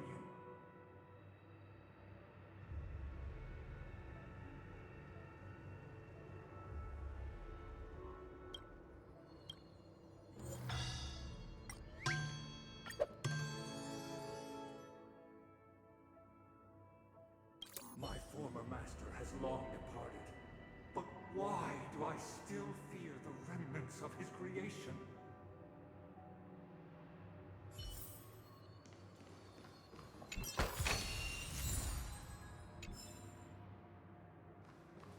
Master!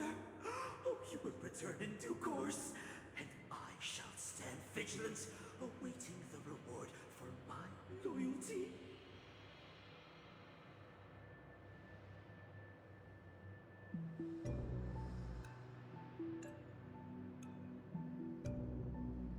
Come on. Thank you.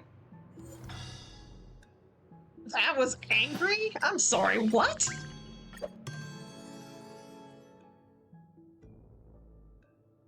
Master, now that you have gone, I shall wait no longer for my reward. I shall seize what is rightfully mine.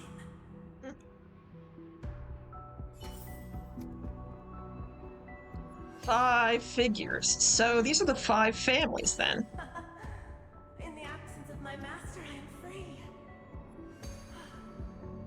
But without their guidance, for whom shall I sing?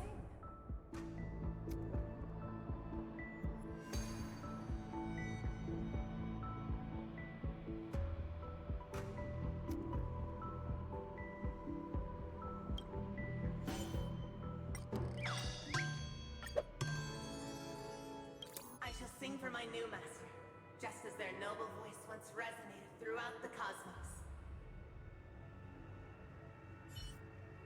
Thank you, dear outsiders. My servants have regained their sanity.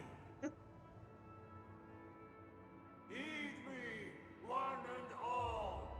Your former master shall not return. It is through righteousness and unwavering support for one another that we shall attain true perfection. Cast aside the veils of hypocrisy and embrace one another. Get ready. Looks like another fight is about to begin.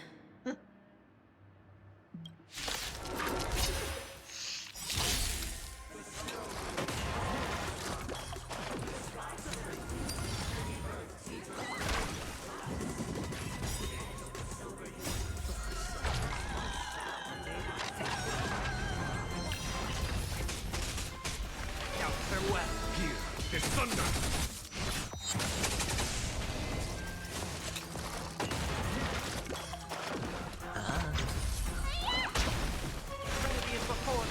Conflict is pitiless.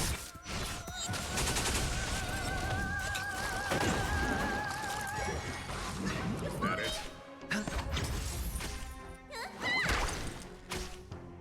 Now farewell. Watch over you. Guide you on your path. Show no mercy.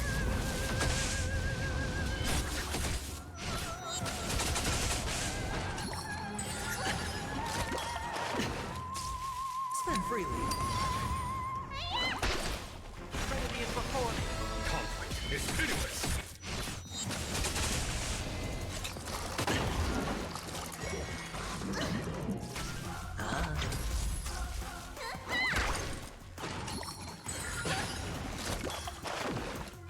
Now farewell. Here is thunder.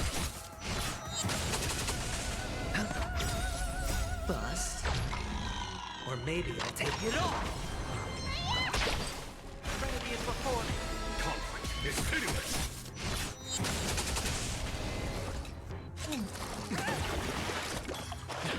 It's on me.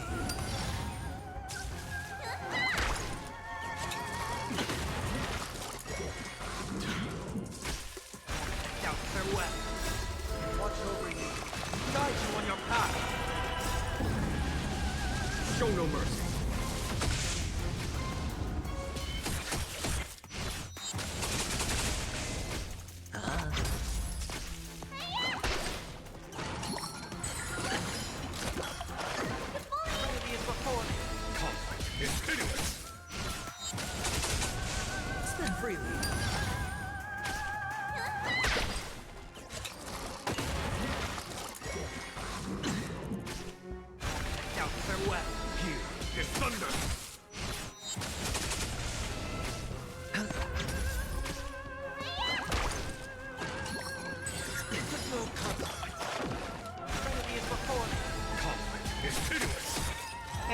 Finally.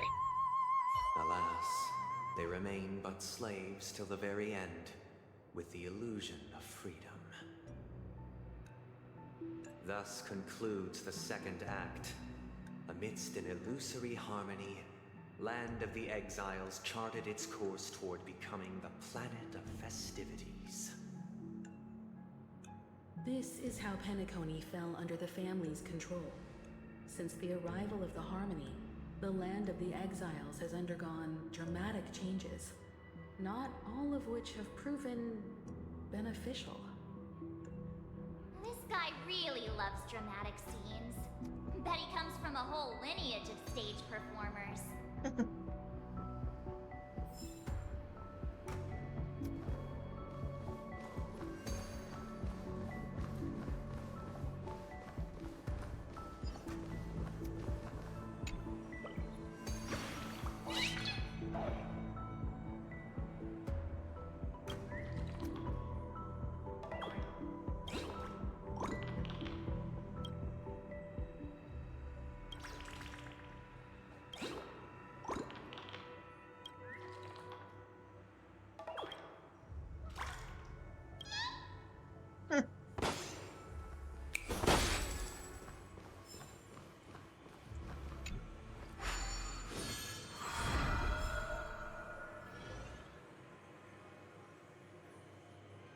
Yes, yes, you're pointing me that way. I see it.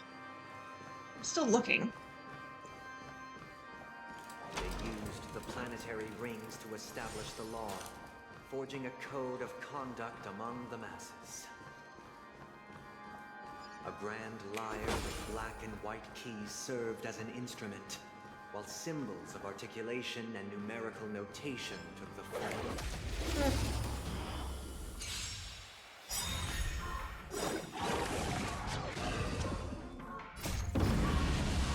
Show no mercy.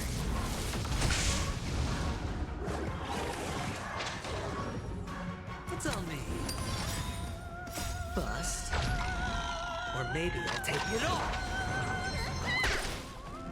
Now farewell. Watch over you.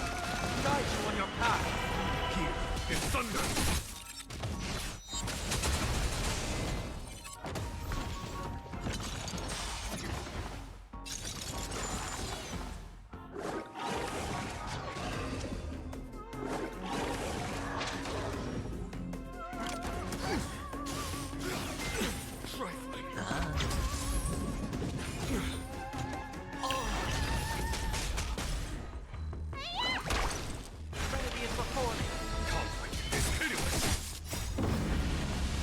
Show no mercy.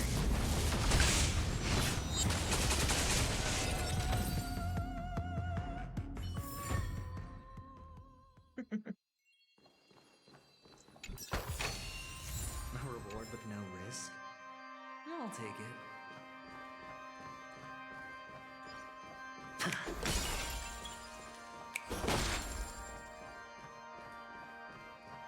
And that's why the next one is Eternity. Or Eternal.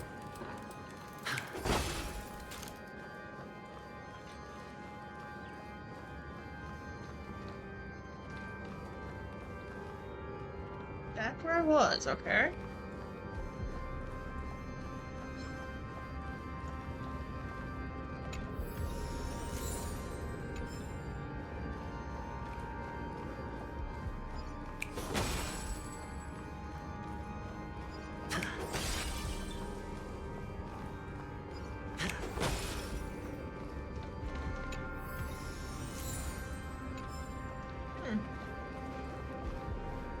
This guy is really into these puppets.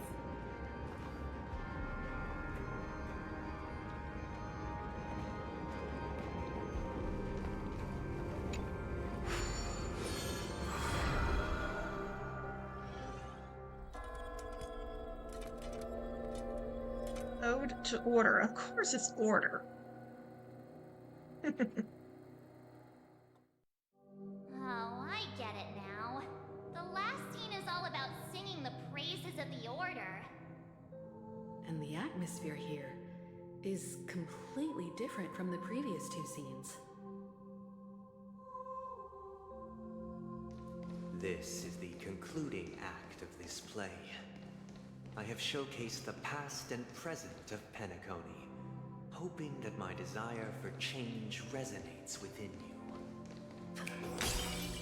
And now, I shall reveal its future to you. 2 charges, okay. Oh, there's a wall.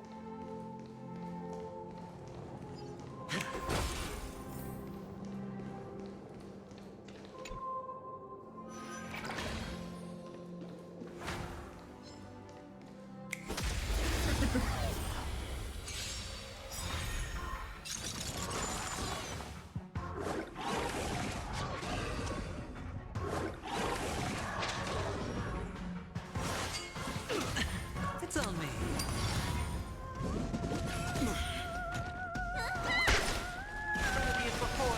Conflict is pitiless.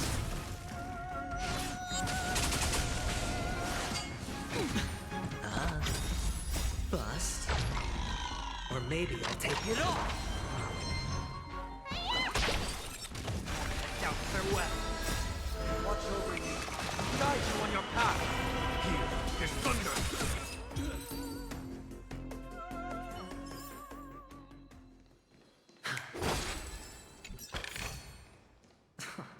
This is hardly enough for a seat at the table.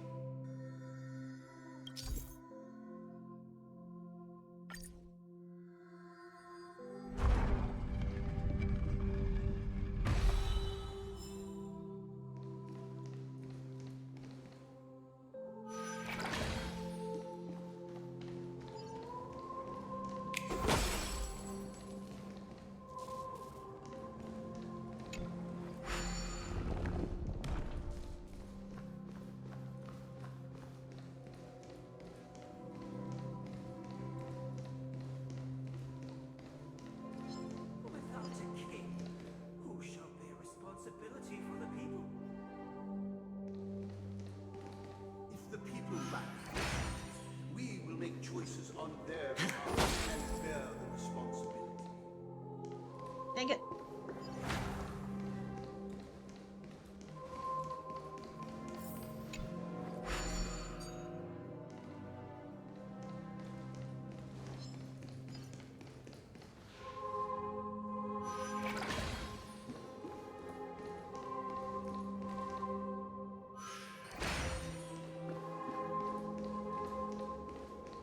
Without a king, who shall protect the weak and stand against the mighty? Protecting the weak and standing against the mighty.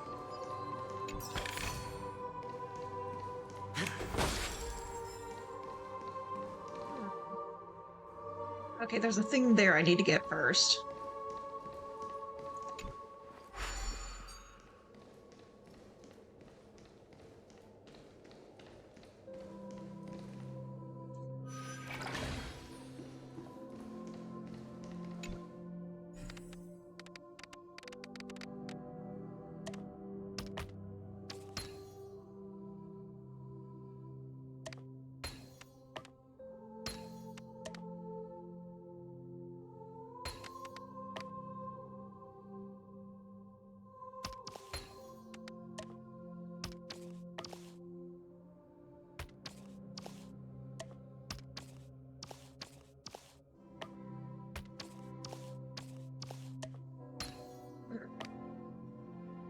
Of course, it goes to the last spot I look.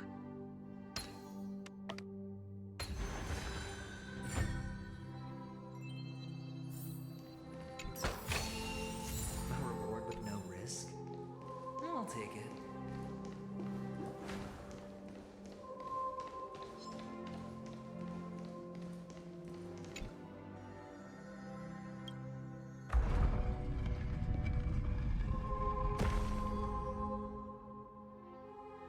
Let me get my extra charge back. There we go. Because I'm probably gonna need it.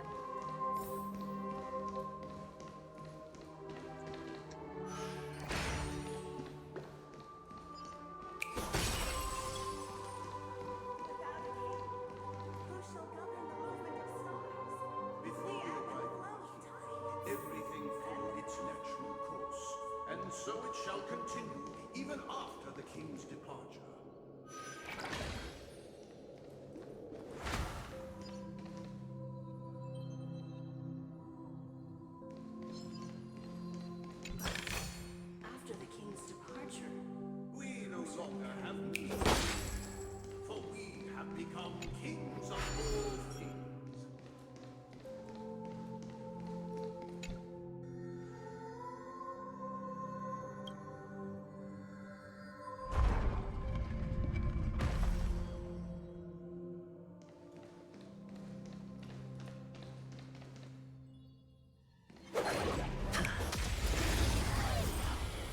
asshole.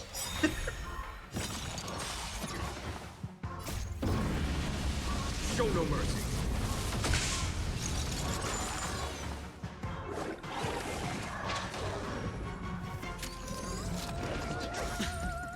It's on me.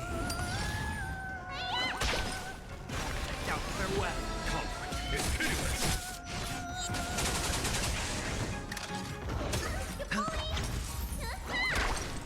Remedy is before me. Here is thunder.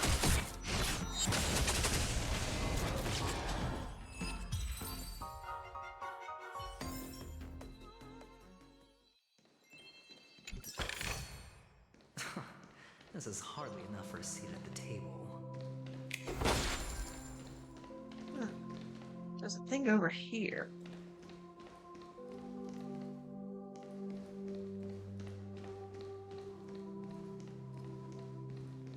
But after the king's departure, We no longer.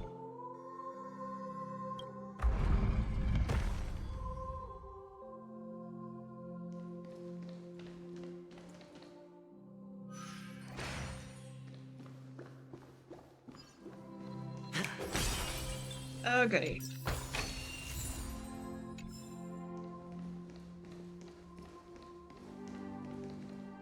Hello, Eternal. Aren't we supposed to kick off a short story and have a fight here just like we did in the previous acts? Why aren't any of these puppets saying anything? Perhaps we'll need to complete the story ourselves, just like we did before. So, do you think their mind needs tinkering or something?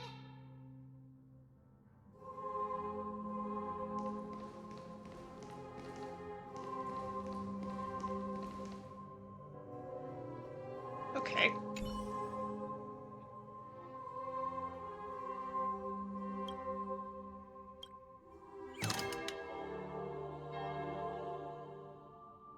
Okay then. We no longer have need for a king, for we have become kings of all things. How did it go? You can't change them? What does that mean? My apologies for my negligence. I forgot to inform you that the final part was scripted long ago. Let our previous king recount it to you. Now it is time for the final rite.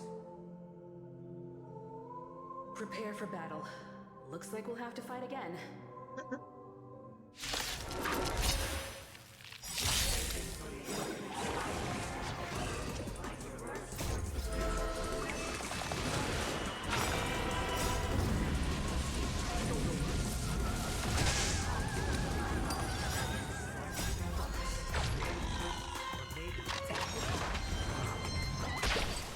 Remedy is before me. Here is thunder.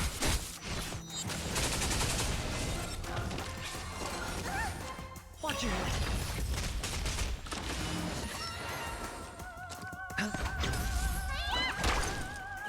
Now, farewell. Conflict is pitiless.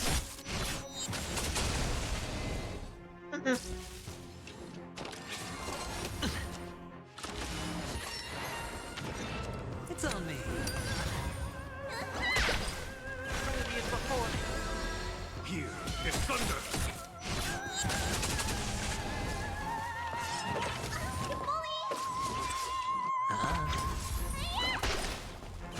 Now, farewell. Watch over you. Guide you on your path. Show no mercy.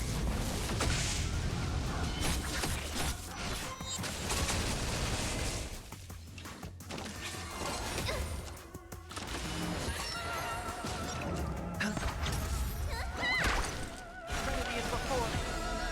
Here is thunder.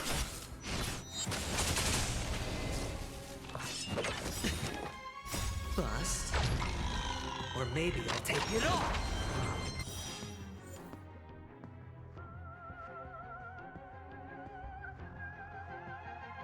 Okay, it's actually after my 4 hours, so once I get done with this and get to a good stopping point, I Sorry. Next week, I'll be finishing out this part of Penacony. I think there's still one or two more things to go through in Penacony. But honestly, it's so much stuff going on. I'm like, okay.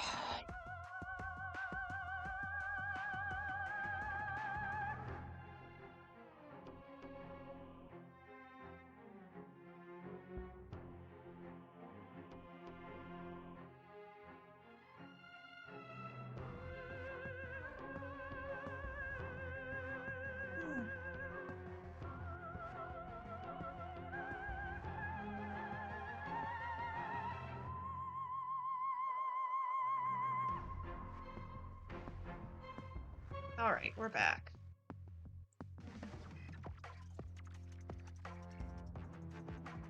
All in. Spend freely. Now farewell. Conflict is pitiless. In the hushed expanse of a nocturnal reverie, I leave faint traces behind. No need to remember me, or to recall the essence of dreams. What is mine shall wane, while you shall transcend its delicate nature.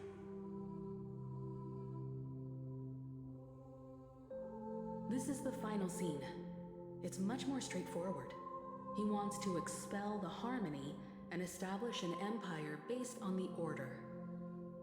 Let's go. Once this stage play concludes, it'll be time for the main event, the Charmony Festival.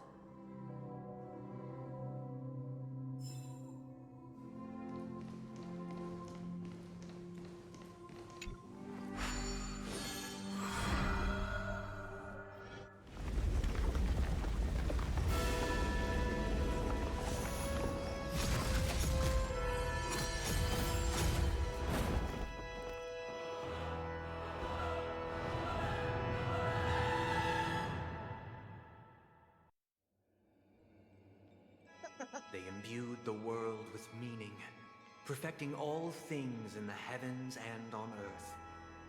Then, they rested from the labors of creation.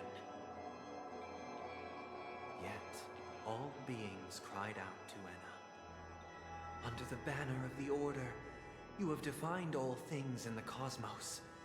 But this made us realize that we are but puppets in your hands. Thus, on that day, all beings united and cast the Eon into the abyss of oblivion. This Grand Theater looks totally different. Is this the power of the Order? Everyone, get ready.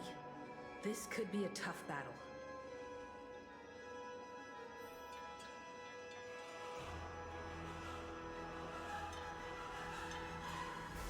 Okay, I will stop here, and there is a space anchor so I can get back here. Let's see. Can I navigate out of here? I can. Good. I was worried I was going to be stuck in there.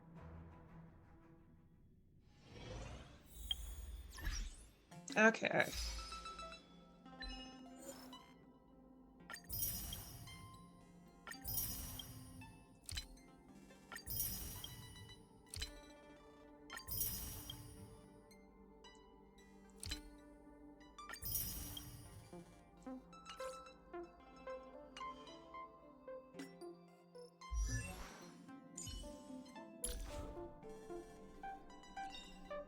Unknown to each other, yet united in purpose, we make the same choices.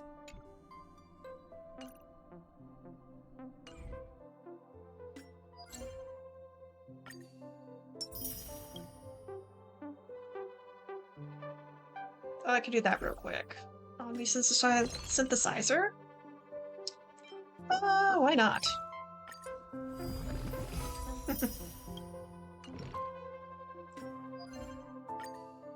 Of course.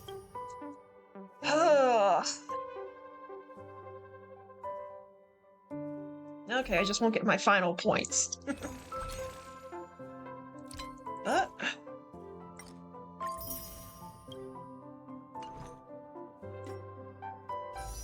I have more than enough to do one more pull for Jade. I may hold on that until tomorrow, because it is way longer than I normally am on. So, let's see what we got.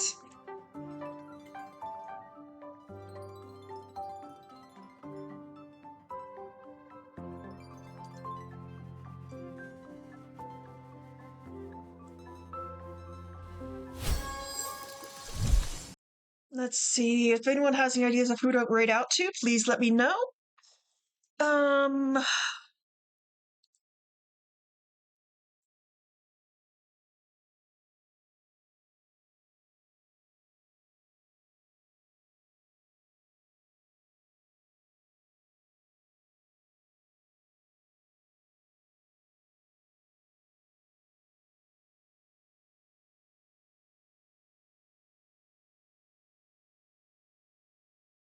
Actually, let's raid out to Sir Alex. He is playing Minecraft. So that'll be good. It's something nice and chill, hopefully.